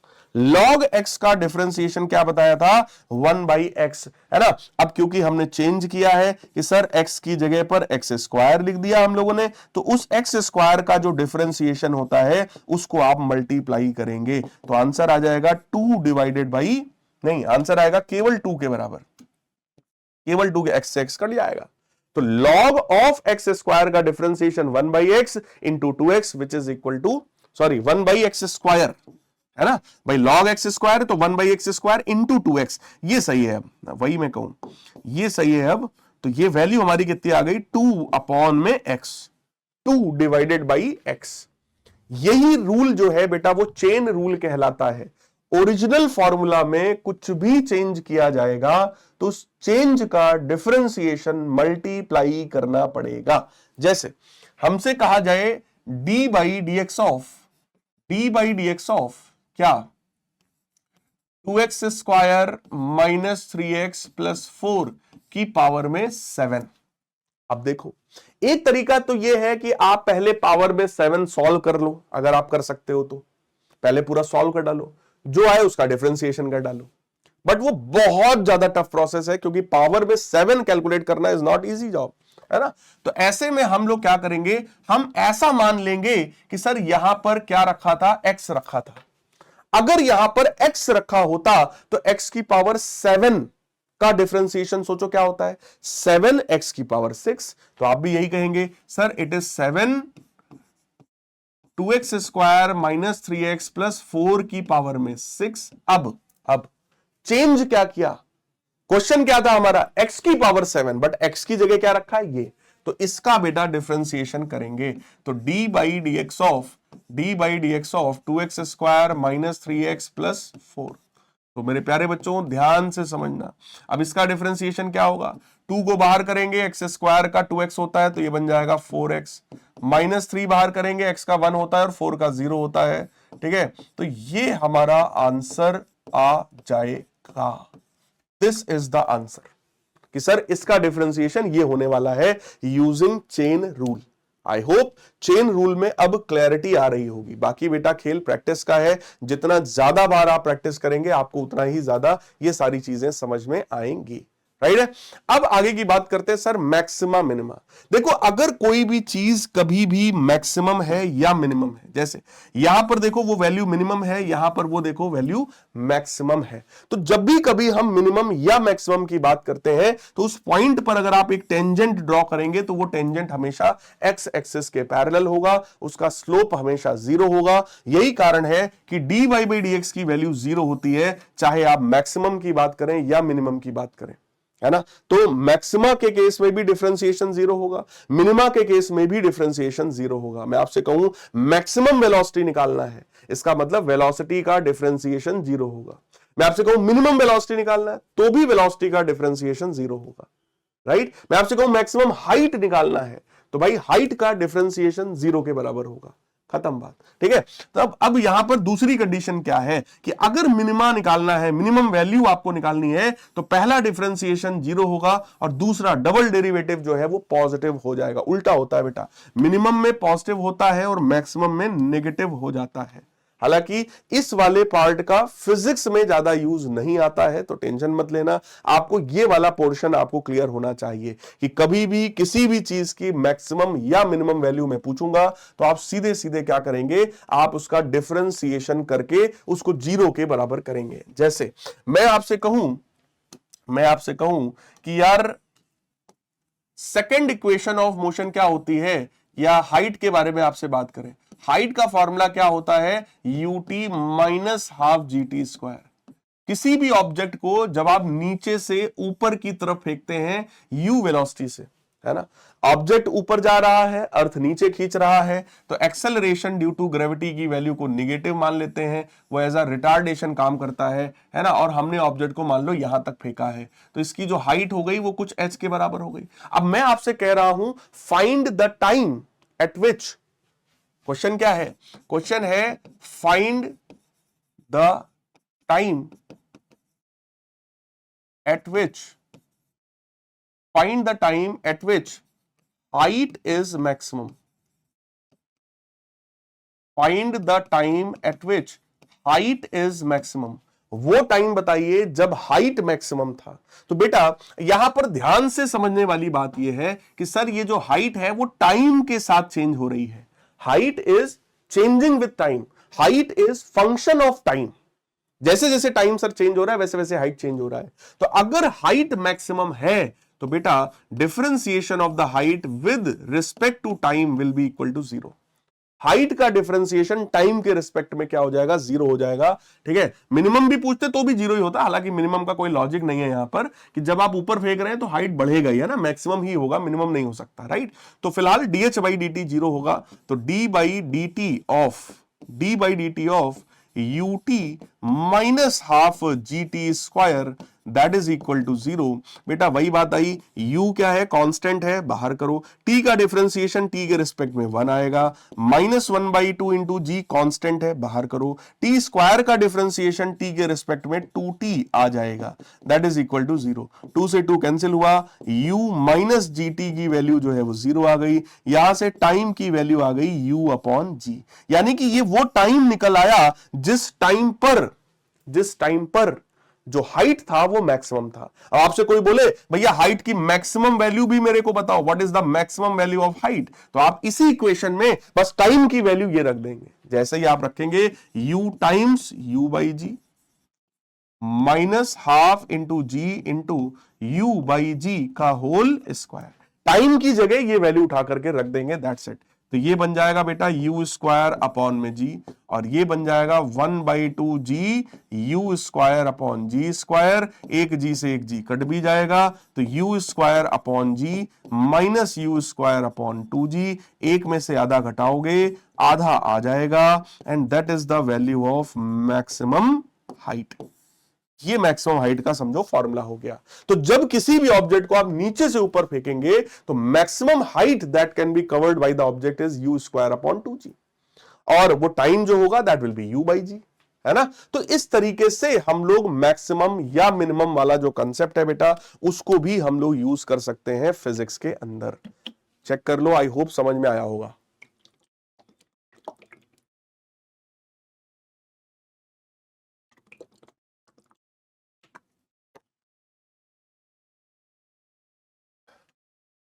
यस, चलिए अब अगले टॉपिक की तरफ आते हैं जो कि है हमारा integration. Integration is just reverse process of differentiation. Differentiation में क्या था, कोई काम एक बार में नहीं कर पा रहे थे तो हमने उसके छोटे छोटे पार्ट्स किए, यानी काटने वाला जो काम है वो डिफरेंशिएशन है, और कटे कटाए पार्ट्स को जोड़ने वाला जो काम है वो इंटीग्रेशन कहलाता है। Integration is just the reverse process of differentiation. लिख लेना, इंटीग्रेशन को लिखने का तरीका होता है ये। अब ये जो सिंबल है यही सिंबल है इंटीग्रेशन का, इसको पढ़ा जाता है it is integration, it is integration of y, integration of y with respect to x. जैसे dy by dx था differentiation of y with respect to x, वैसे ये है integration of y with respect to x। सबसे fundamental formula जो maximum use होगा that is x to the power n plus 1 upon n plus 1। सबसे ज्यादा use किया जाने वाला ये फॉर्मूला है, ठीक है। ये सबसे फंडामेंटल फॉर्मूला, जैसे मैं आपसे कहूं एक्स स्क्वायर का बेटा डिफरेंशिएशन बता दो, so that will be what, x की पावर में 2 प्लस 1 यानी 3 अपॉन 3। मैं आपसे कहूं एक्स की पावर में 7/3 dx है, सॉल्व करो भैया इसको, तो क्या करेंगे एक्स की पावर में 7/3 प्लस 1, तो 7/3 प्लस 1 करोगे 10/3 आएगा, डिवाइडेड बाई यहां पर भी कितना आएगा 10/3। अब ये 3 ऊपर ले जाओ, 3/10 टाइम्स दिस बन जाएगा। इंटीग्रेशन एक्स की पावर माइनस का 7/2 dx, वही बात आई, एक्स की पावर में -7/2 प्लस 1 यानी कि माइनस का 5/2 डिवाइडेड बाई माइनस का 5/2। इस तरीके से ये वाला फॉर्मूला लगाया जाता है, ठीक है। मैं आपसे कहूं कभी भी कि बेटा कांस्टेंट टाइम्स dx लिखा है, कांस्टेंट को बाहर करना, dx का जो इंटीग्रेशन होता है वो x के बराबर होता है, ठीक है। dx का इंटीग्रेशन जो है वो x के बराबर होता है। तो ये हमारा सबसे फंडामेंटल फॉर्मूले हैं। क्या, अगर कभी भी x की पावर n का इंटीग्रेशन करना है तो पावर में एक जोड़ दो और जो है वही नीचे भी लिख दो। c dx है यानी कांस्टेंट टाइम्स dx लिखा है, कांस्टेंट को बाहर कर दो, dx का इंटीग्रेशन x होता है। ये यही चीज यहां पर भी लिखा है।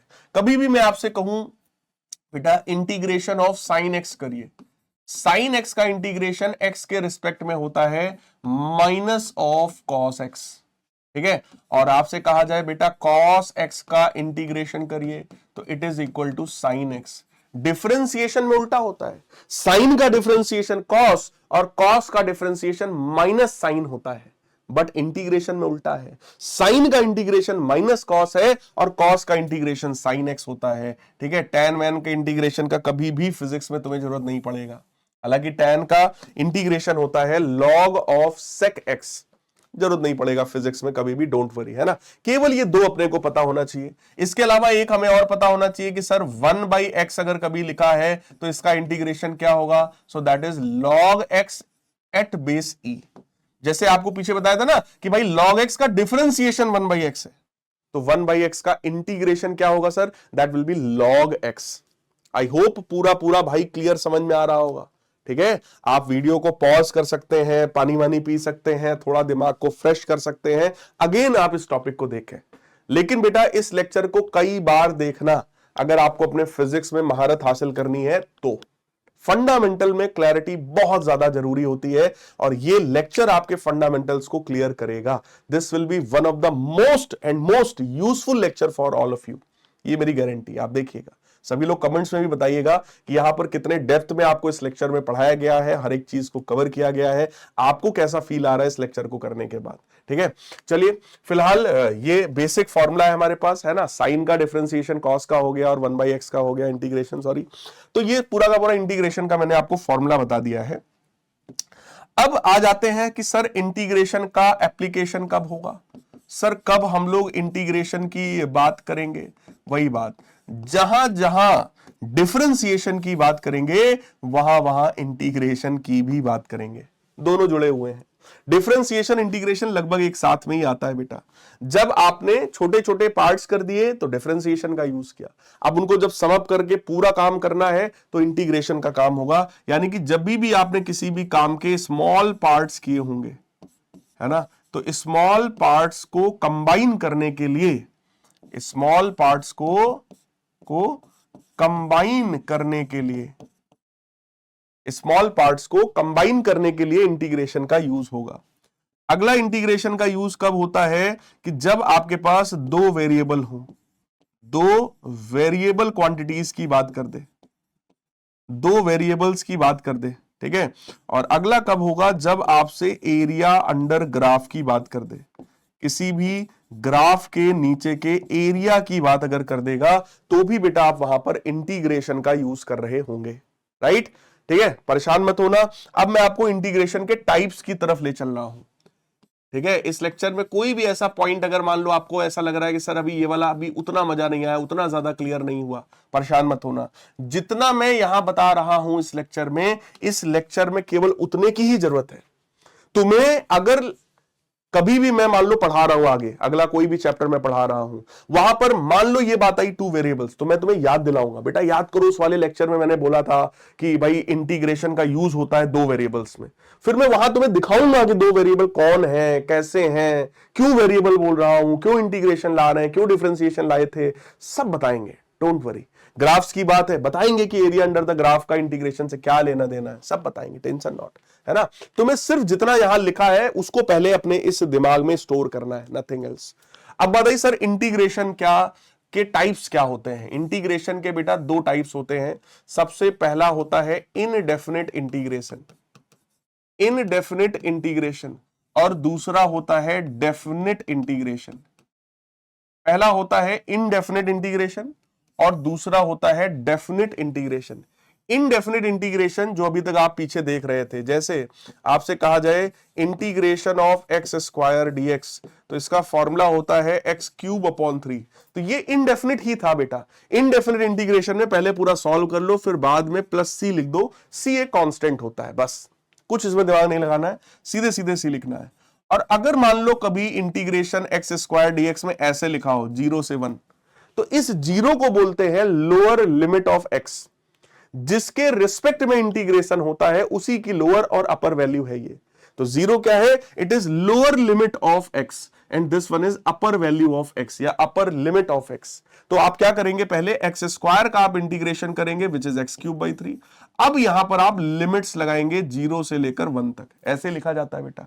1/3 कांस्टेंट था, बाहर कर दो, अंदर तुम्हारा सिर्फ वेरिएबल रहना चाहिए, ठीक है, 0 से 1, तो ये आ जाएगा 1/3। अब इस x की जगह एक बार अपर लिमिट रखो, माइनस लगाओ, और एक बार उसी की जगह लोअर लिमिट रख दो। ओवरऑल ये आंसर आ गया 1/3 के बराबर। जैसे मैं आपसे कहूं बेटा integration of sine x solve करना है, वो भी 0 से लेकर π/2 तक, कैसे होगा सर। साइन एक्स का इंटीग्रेशन होता है बेटा minus cos x, minus cos x, और उसमें भी लिमिट लगेगा 0 से लेकर π/2 तक। मैंने माइनस को बाहर कर दिया है ना, 0 से π/2 तक, तो माइनस। अब एक बार x की जगह देखो, जिसके रिस्पेक्ट में हमने किया था उसी की अपर और लोअर वैल्यू होती है ना। तो इसी x की जगह एक बार अपर लिमिट रखेंगे, माइनस का साइन लगाएंगे, और उसी x की जगह एक बार लोअर लिमिट रखेंगे। तो माइनस कॉस 90 0 होता है और कॉस 0 1 होता है। ओवरऑल ये वैल्यू कितनी आ गई, 1 के बराबर वैल्यू निकल कर आ गई, ठीक है। मैंने आपसे यह भी कहा था कि बेटा इंटीग्रेशन का लेना देना ग्राफ के नीचे के एरिया से होता है। इसका मतलब क्या हुआ समझिएगा जरा। अगर साइन एक्स की बात करें तो आप लोगों को पता होगा कि साइन एक्स का ग्राफ कुछ ऐसा होता है, यानी कि एक्स एक्सिस पर अगर मैं एक्स को ले लूं और वाई एक्सिस पर अगर मैं साइन एक्स ले लूं, यानी y बराबर साइन एक्स ले लूं, तो ग्राफ कुछ ऐसा ही होता है साइन एक्स का ग्राफ, है ना। साइन 0 की जो वैल्यू है वो 0 होती है और साइन 90 पर उसकी जो वैल्यू होती है वो 1 के बराबर होती है। साइन 90 पर जो वैल्यू है वो 1 के बराबर। तो अगर मैंने लिखा है कि 0 से पाई बाई 2 तक आपको करना है, तो बेटा एक्चुअलिटी में तुम्हें पता है, एक्चुअलिटी में हम लोग ये वाले एरिया को निकाल लेते। हम लोग क्या कर रहे हैं, हम लोग इस वाले एरिया को निकाल रहे हैं, area under the graph of sine from 0 to pi by 2। ये रहा 0, ये रहा पाई बाई 2, ये वाला जो एरिया है वो 1 के बराबर आया। तो अगर मैं तुमसे कहूं कि बेटा 0 से पाई तक सॉल्व करो, तो ऑब्वियस है 1 इसका तो 2 आ जाएगा। तो आप करके देखो, आप करो integration of sine x dx from 0 to pi और पूरा का पूरा सही से सॉल्व करना, तो आपका आंसर 2 के बराबर आएगा। ठीक है, वहीं पर अगर मैं तुमसे कहूं कि बेटा अगर पूरा का पूरा 0 से लेकर मान लो ये पाई है, यहां पर मान लो 2 पाई है, अगर मैं कहूं कि आप सॉल्व करिए integration of sine x dx, वो भी कहां से, 0 से लेकर पूरा 2 पाई तक, तो मेरे प्यारे बच्चों बताओ सॉल्व करके आंसर क्या आएगा, ट्राई कर लेना। आंसर आएगा 0। क्यों? क्योंकि ये वाला एरिया पॉजिटिव है, ये वाला एरिया नेगेटिव है, तो सर +2 -2 ओवरऑल 0। ट्राई करके देख लो, सॉल्व करके देखो, है ना। इसको पूरा मैथमेटिकली सॉल्व करिए आप, आंसर क्या आएगा, 0 के बराबर। करना इसको होमवर्क में, है ना, ये मैं आपको होमवर्क में दे रहा हूं, समझा दिया मैंने आपको इसका मतलब, लेकिन करना आपको होमवर्क में इसको, राइट, ट्राई जरूर करना। तो बस इंटीग्रेशन 2 ही तरीके का है, इनडेफिनिट, डेफिनिट। इनडेफिनिट में सब कुछ सॉल्व करो, +c लिख दो, c एक कांस्टेंट है, c क्या है, एक कांस्टेंट है, बस ज्यादा दिमाग नहीं लगाना है, क्यों है, क्या है, कहां से आया, सर कोई मतलब नहीं है, कभी कोई पूछेगा भी नहीं आपसे। ठीक है, +c डेफिनिट है अगर, तो डेफिनिट में लिमिट्स दी जाएंगी, यहां पर +c वाला काम नहीं करते हैं। यहां पर जो आंसर आता है वो एक फिक्स, एक कांस्टेंट आंसर आता है, एक फिक्स वैल्यू आती है यहां पर। So it is definite integration. Clear है बेटा? इंटीग्रेशन में ना सिर्फ इतना चाहिए, नथिंग एल्स। कोई इंटीग्रेशन का प्रोडक्ट रूल और ये वो कुछ नहीं चाहिए अपने को, कुछ भी नहीं चाहिए, राइट, सिर्फ इतना चाहिए। अब बताइए सर ग्राफ्स के केस में क्या आना चाहिए मेरे को? बेटा देखो, ग्राफ जो है कोई भी 2 क्वांटिटीज के बीच का रिलेशन बताता है। ये एक्स एक्सिस है, ये वाई एक्सिस है, एक क्वांटिटी यहां रखेंगे, एक यहां रखेंगे, यही दोनों क्वांटिटीज जब चेंज होंगी, है ना, तो उनके बीच का रिलेशन बताएगा। जैसे ये ग्राफ है, अब ये ग्राफ साफ बता रहा है सर जैसे जैसे एक्स बढ़ रहा है वैसे वैसे सर वाई भी बढ़ता जा रहा है। तो ये ग्राफ बस यही बता रहा है, एक्स के बढ़ने पर वाई जो है वो बढ़ रहा है। तो पहली चीज ग्राफ को देखकर यह पता चलती है। अब यहां पर देखो क्या है, यहां पर ग्राफ ऐसा है, सर एक्स के बढ़ने पर वाई बढ़ रहा है, लेकिन सर वाई बहुत तेजी से बढ़ रहा है। एक्स उतना तेजी से नहीं बढ़ पा रहा सर, बट वाई ज्यादा तेजी से बढ़ रहा है। जैसे चेक करो, जब ये 0 था, 0 से यहां तक पहुंचे तो वाई केवल इतना हुआ, एक्स इतना बढ़ा है, वाई इतना बढ़ा है। ठीक है, अब इतना ही एक्स को और बढ़ाओ, आप इतना ही और बढ़ाओ, बट वाई में जो इंक्रीमेंट है देखो काफी ज्यादा है। एक्स उतना ही बढ़ रहा है लेकिन वाई ज्यादा बढ़ा है, और ज्यादा बढ़ाओ जरा, उतना ही एक्स और बढ़ा दो, जितना यहां था उतना यहां, उतना ही यहां, एक्स को उतना ही बढ़ाया है, लेकिन वाई में जो ग्रोथ है वो आप चेक करिए कितना है, बहुत ज्यादा है। यानी सर एक्स बढ़ रहा है लेकिन वाई ज्यादा तेजी से बढ़ रहा है। तो इस ग्राफ को देखकर बेटा हम लोग पहले तो इस चीज का आइडिया लगाते हैं कि एक्स के चेंज होने पर वाई पर क्या इफेक्ट आ रहा है। आपकी एक्स ने धोखा दिया, आप उससे डबल धोखा दे रहे हैं। बात समझ में आ रही है? ये वाला सीन बेटा यहां पर हो रहा है। ठीक है, कई बार ऐसा भी होगा कि नहीं सर मामला ऐसा जा रहा है, ऐसा जा रहा है सर। अब यहां पर क्या है कि सर एक्स तो बढ़ रहा है लेकिन वाई जो है सर वो घटता जा रहा है, वाई कम होता जा रहा है सर। तो ये भी बेटा ग्राफ होता है। ठीक है, तो पहली चीज ग्राफ को देखकर हम बताएंगे एक्स के चेंज होने से वाई पर क्या प्रभाव पड़ रहा है। ठीक है, दूसरी चीज होती है ग्राफ का स्लोप। किसी भी ग्राफ के स्लोप का मतलब होता है delta y upon delta x, यानी quantity on y axis upon quantity on x axis. ठीक है, quantity on y axis upon quantity on x axis. जैसे अगर बेटा एक ग्राफ है कुछ इस तरीके का, ऐसा ग्राफ है, ये एक्स एक्सिस है, ये वाई एक्सिस है, ग्राफ ऐसा है, तो इसका मतलब ये कांस्टेंट है, इसमें कोई चेंज नहीं हो रहा है ना। So there is no change in y. Y कैसा है, कांस्टेंट है बेटा, ये एक्स है, ये वाई है। इसका सिंपल सा मतलब है कि वाई की जो वैल्यू है वो कांस्टेंट है। अगर वाई कांस्टेंट है तो वाई में कोई चेंज नहीं होगा। There will be no change in y, तो डेल्टा वाई जो है हमारा वो 0 हो जाएगा। तो ऐसा कोई भी ग्राफ, कभी भी ऐसा कोई ग्राफ देगा तो बेटा उसका स्लोप 0 होगा। क्यों? क्योंकि डेल्टा वाई ही 0 है सर यहां पर। ठीक है, अगला देखो क्या है। मान लो कभी भी तुम्हें ग्राफ ऐसा दे दे, ऐसा, अब साफ दिख रहा है सर कि जैसे जैसे एक्स बढ़ रहा है वैसे वैसे वाई भी बढ़ रहा है सर, है ना। ऐसी कंडीशंस में जो स्लोप होता है वो बेटा tan थीटा के बराबर होता है, और tan थीटा को वही delta y upon delta x हम लिख सकते हैं। अगर आप यहां से कोई भी एक पॉइंट कंसीडर कर लो, ये वाला पॉइंट और एक मान लो ये है, तो अगर तुम यहां से ऐसा बनाओगे तो इसको मैं डेल्टा वाई बोल सकता हूं, इसको मैं डेल्टा एक्स बोल सकता हूं, and that will be tan theta delta y upon delta x, तो ये थीटा हो गया। ठीक है, अब इस पूरी स्ट्रेट लाइन में ये थीटा एंगल कहीं भी ले लीजिए, एनीवेयर, है ना, वैल्यू यही निकल करके आएगी। तो अगर कभी भी ऐसा कोई स्ट्रेट लाइन है तो उस स्ट्रेट लाइन में जो स्लोप होता है वो हमेशा कांस्टेंट होता है। किसी भी स्ट्रेट लाइन का, इस तरीके की स्ट्रेट लाइन का स्लोप हमेशा कांस्टेंट होता है। मान लो तुमने थीटा यहां पर लिया तो ये भी बेटा वही एंगल होगा, ये भी उतना ही एंगल होगा, है ना। क्या हुआ? उतना ही एंगल हुआ, जितना यहां पर थीटा है उतना ही यहां पर भी थीटा होगा, सेम टू सेम।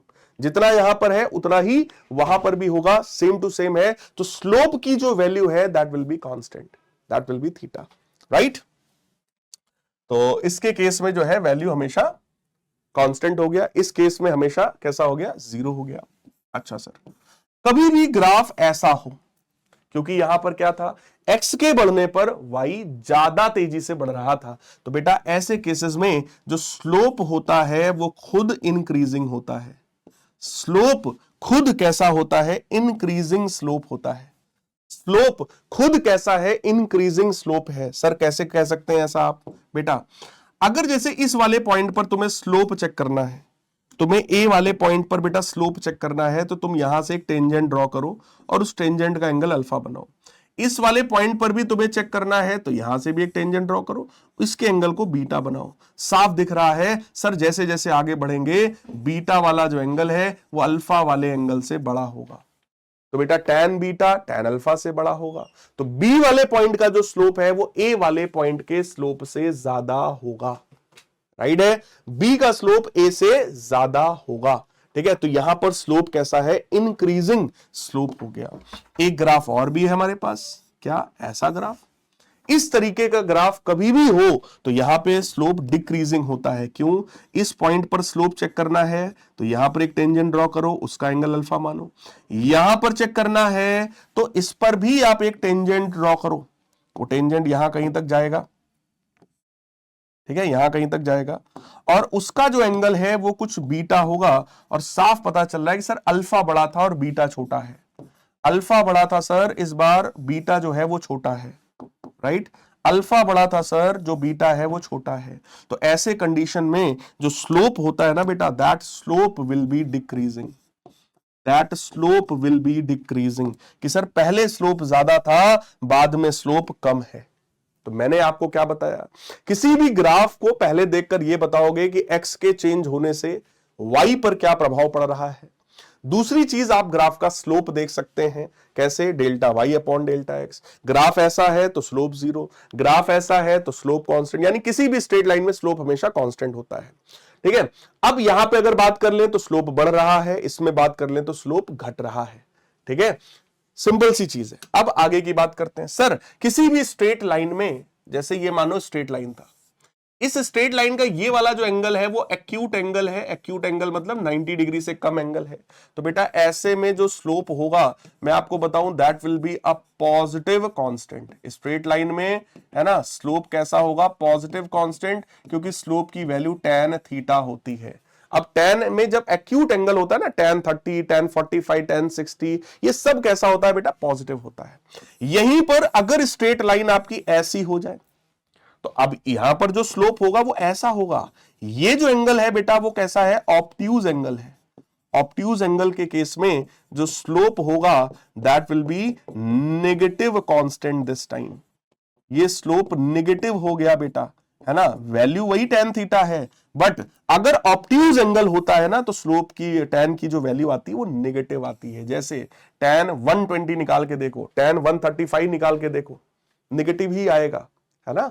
तो सीधी सी बात यहां पर है कि अगर स्ट्रेट लाइन है तो स्लोप कांस्टेंट होगा, नो डाउट। एक्यूट एंगल है तो पॉजिटिव कांस्टेंट है, और अगर ऑब्ट्यूज एंगल है so that will B negative constant.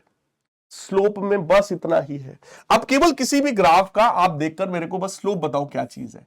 जैसे यहां पर टाइम में रख दूं, इसमें मैं ग्राफ में चार्ज रख दूं। अब ग्राफ कैसा भी हो, चाहे ऐसा हो, कुछ भी ग्राफ हो, उससे नहीं मतलब। 4 वैरायटी ग्राफ मैंने आपको बता दिए, है ना, बस कुछ भी हो सकता है। अब सोचो, ये चार्ज है, ये टाइम है बेटा, मैं आपसे कहूं इस ग्राफ का स्लोप क्या बताएगा। पहली बात, सर स्लोप होता है delta y upon delta x, यानी कि delta q upon delta t. Charge upon time बेटा क्या होता है, करंट होता है ना। दूसरी बात, सर अगर ये वाला एंगल कुछ थीटा है तो सर स्लोप तो tan थीटा होता है, तो उस करंट की वैल्यू तुम सीधे सीधे बता पाओगे कि सर वो tan थीटा के बराबर है, और सर ये जो स्लोप आएगा it will be a positive constant. तो इस ग्राफ को देखकर बेटा आप इतनी सारी चीजें बता सकते हैं कि सर इस ग्राफ का स्लोप करंट बताएगा जो कि पॉजिटिव कांस्टेंट है, जिसकी वैल्यू tan थीटा के बराबर है। ठीक है, मान लो यहां पर आपसे बोले ये टाइम है, यहां कहीं पर मान लो वेलोसिटी है, ग्राफ ऐसा दे दे या ऐसा दे दे, है ना। अब सीधी सी बात है, आप कहेंगे सर इस तरीके के ग्राफ का जो स्लोप होता है, सर आपने बताया था वो 0 होता है ना? दूसरी बात, स्लोप बताता क्या, delta y upon delta x, यानी कि delta v upon delta t. अब delta v upon delta t क्या होता है, एक्सेलरेशन। तो आप साफ बोलेंगे कि सर इस यहां पर ये जो बॉडी है उसका एक्सेलरेशन 0 के बराबर है। तो ग्राफ को देखकर बेटा हम काफी चीजें बता सकते हैं। फॉर एग्जांपल, मैं आपसे कहूं ग्राफ है टाइम और यहां पर है मोमेंटम के बीच का। मोमेंटम सोचते हो ना, मास और वेलोसिटी का प्रोडक्ट, है ना। अब मान लो ग्राफ ऐसा ग्राफ है। अब इस तरह के ग्राफ में आपको पता है, आपको मैंने बहुत डिटेल में बताया है कि ऐसे में स्लोप इंक्रीजिंग होता है, बट मुद्दा यह है कि स्लोप रिप्रेजेंट क्या कर रहा है। तो यहां पर स्लोप होगा delta P by delta T, जो कि फोर्स होता है। तो आप कहेंगे सर यहां पर जो फोर्स है वो इंक्रीजिंग है, फोर्स इंक्रीजिंग है sir. Delta P upon delta T बेटा फोर्स होता है। न्यूटन का दूसरा नियम यही है कि फोर्स जो है वो delta P upon delta T के बराबर होता है। आई होप समझ में आ रहा होगा। कुछ भी ऊपर से जा रहा है भाई, वीडियो पीछे ले जाओ, रिपीट करो। ये चीजें ऐसी हैं जो मल्टीपल टाइम्स रिवीजन मांगती हैं बेटा। तो आप किसी भी ग्राफ के स्लोप की बात ग्राफ से कर सकते हैं। अब इसके बाद हम बात करेंगे ग्राफ के एरिया की, यानी area under the graph. Area under the graph, किसी भी ग्राफ के नीचे का एरिया, यानी area under the graph. Sir area under the graph कैसे निकालें अपन? देखो, अगर मान लो ये आपका एक्स एक्सिस है, ये आपका वाई एक्सिस है, मान लो ग्राफ बना ऐसा, तो इस ग्राफ के नीचे ये जो एरिया बन रहा है ना, ये वाला एरिया, इस ग्राफ के बेटा नीचे ये जो एरिया बन रहा है, this area is actually represented by, this area is actually represented by integration of y dx, integration of y dx. तो इंटीग्रेशन ऑफ वाई डीएक्स जो होता है वो ग्राफ और एक्स एक्सिस के बीच का एरिया बताता है, y और x एक्सिस के बीच का एरिया बताता है। तो ये जो ग्राफ है it will be something like y बराबर समथिंग x, है ना। ये जो y होगा ये x का फंक्शन होगा, ये y हो सकता है x क्यूब हो जाए, x स्क्वायर हो जाए, anything, it may have any value, right. तो y बराबर समथिंग कुछ होगा यहां पर, है ना। अब हमसे अगर बोल दे वो कि सर ये तो 0 है और ये 2 है, तो बेटा आप लिमिट लगा देंगे x की वैल्यू 0 से 2 तक। अगर इंटीग्रेशन x के रिस्पेक्ट में है तो लिमिट भी किसका होगा, x का होगा। कहां से कहां तक, 0 से लेकर 2 तक, खत्म बात। अब आप एरिया निकाल सकते हैं सर, क्योंकि y की वैल्यू एक्स स्क्वायर है तो एक्स स्क्वायर डीएक्स हो गया। लिमिट लगाएंगे सर 0 से 2 तक, एक्स स्क्वायर का इंटीग्रेशन एक्स क्यूब बाई 3 होगा, लिमिट लगेगा सर 0 से 2 तक, 1/3 बाहर करेंगे, एक्स क्यूब में लिमिट लगाएंगे 0 से 2 तक, ये बन जाएगा सर 1/3, ये बन जाएगा 2 का क्यूब माइनस 0 का क्यूब, तो ये बन जाएगा सर 8/3 स्क्वायर यूनिट के बराबर। बेटा देखो एरिया निकाल दिया मैंने, मेथड यूज किया है इंटीग्रेशन का, है ना। इंटीग्रेशन का यूज करके हमने ये वाला एरिया निकाल दिया, और आपको भी पता है ये एरिया ना तो ट्रायंगल है ना सर्कल है, कोई स्टैंडर्ड एरिया नहीं है कि तुम सीधे फॉर्मूला लगा देते। तो एरिया को आप कभी भी ऐसा कोई एरिया आएगा तो हम उसको इंटीग्रेशन से ही निकालेंगे। जैसे जैसे जैसे देखो, ये तो समझो एक हिसाब से मैथ्स का क्वेश्चन हो गया।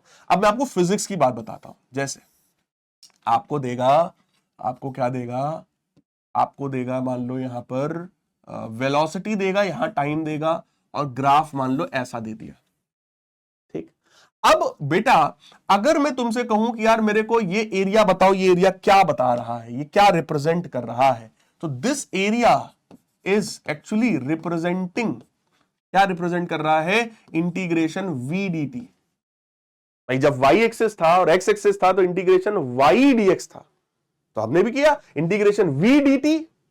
अब इंटीग्रेशन वी डी टी क्या होता है सोचो, वेलोसिटी इनटू टाइम क्या होता है सोचो, displacement. So this area will represent displacement. ये जो एरिया है वो डिस्प्लेसमेंट रिप्रेजेंट करेगा। बाकी देखो ट्रायंगल है, ट्रायंगल का एरिया सबको पता है 1/2 बेस इंटू हाइट होता है, तो एरिया की वैल्यू तुम निकाल सकते हो, अगर सिंपल डायग्राम है वैल्यू तुम अपने हिसाब से निकाल लो, बट वो रिप्रेजेंट क्या करेगा, डिस्प्लेसमेंट को। तो इस ग्राफ को देखकर तुम डिस्प्लेसमेंट की वैल्यू बता सकते हो। समझ में आ रहा है बेटा, समझ में आ रहा है क्या, नहीं आ रहा है, सोचो, ये दिमाग लगाओ, इस ग्राफ से तुम डिस्प्लेसमेंट को रिप्रेजेंट कर सकते हो। जैसे और देखो, और देखो,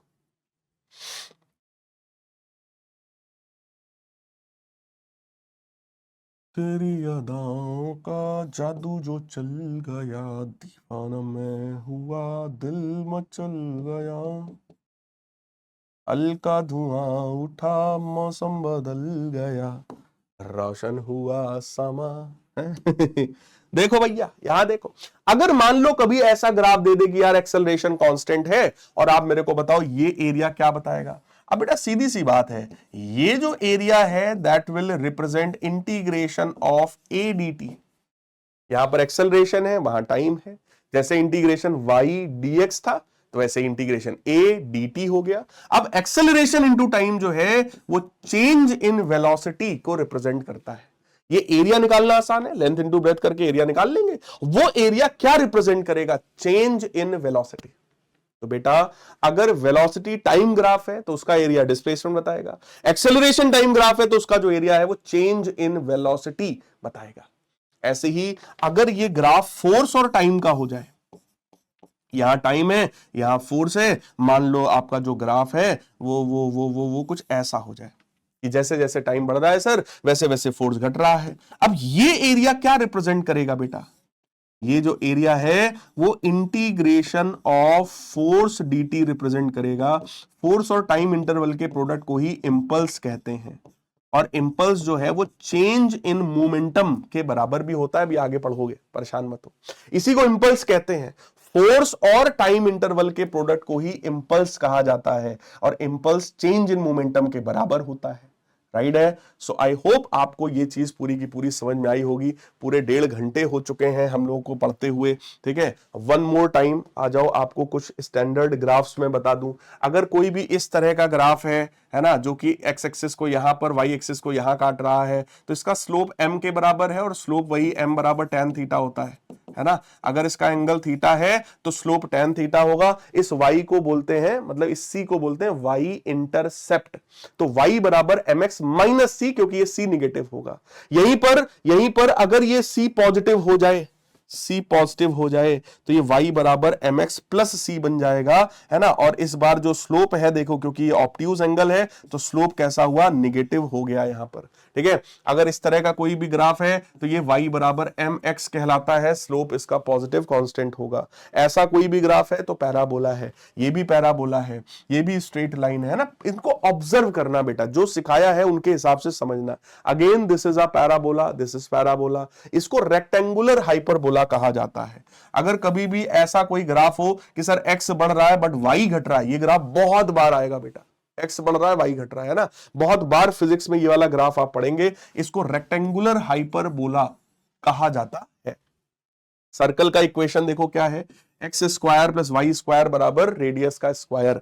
इलिप्स का इक्वेशन देखो क्या है, x square upon a square plus y square upon b square बराबर 1। जहां पर ये a होता है, this is a, semi major axis, और इसको बोलते हैं b, that is semi minor axis.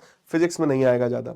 Exponential decay physics में बहुत कम यूज में आता है, ठीक है। तो ग्राफ्स को केवल समझने की कोशिश कर रहा है, बहुत लोड नहीं लेना है, बहुत टेंशन नहीं लेना है, कॉपी पर बना लेना बस इन सभी डायग्राम्स को, इन सभी ग्राफ्स को। जब जब ये आगे आएंगे तब तक आप अपनी कॉपी में पीछे पलटना और इन ग्राफ्स को देखना।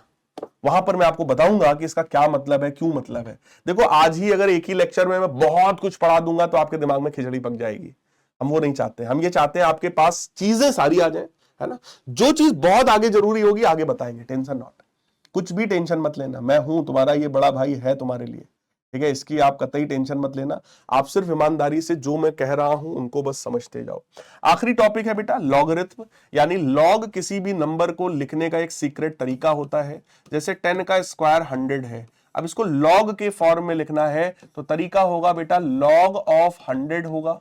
100 का लॉग है, बेस में 10 रखा है और वैल्यू कितने के बराबर है, 2 के बराबर है, ठीक है। तो अगर कभी भी लिखा है b की पावर में a बराबर c, b की पावर में जनरल फॉर्म है, b की पावर a में अगर c के बराबर है, तो ये लॉग किसका है बेटा, c का लॉग है। किसके बेस पर है, b इसका बेस हो गया, और वैल्यू जो है वो पावर के बराबर होती है। जैसे यहां पावर 2 था तो वैल्यू 2 के बराबर है, तो ये लॉग है। लॉग किसी भी एक इस तरीके की चीज को लिखने का एक समझो सीक्रेट तरीका है, nothing else. Log is just representation of a number, number का रिप्रेजेंटेशन है ये लॉग, राइट है। लॉग में दो तरीके का बेटा लॉग होता है, लॉग दो तरीके का होता है। पहला है कॉमन लॉग, कॉमन लॉग, दूसरा होता है बेटा नेचुरल लॉग। कॉमन लॉग जब भी मैं लिखूंगा तो जैसे log of 2 लिख रहे हैं तो बेस में हमेशा 10 होगा। नेचुरल लॉग अगर मैं कभी भी लिख रहा हूं तो बेस में हमेशा e होगा। e एक एक्सपोनेंशियल नंबर है, e की वैल्यू होती है 2.7, है ना। e की वैल्यू देखो क्या है, हो सकता है यहां गिवन भी हो, ये देखो e है, e की वैल्यू देखो कितनी है, जस्ट अ मिनट, इसको हटाते हैं पहले, ठीक है। e, अरे यार ये क्या हो रहा है, ये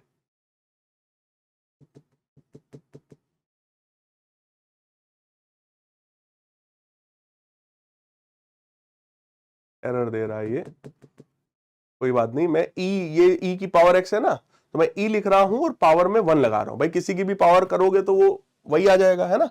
तो ये वैल्यू जरा चेक करो कितनी है।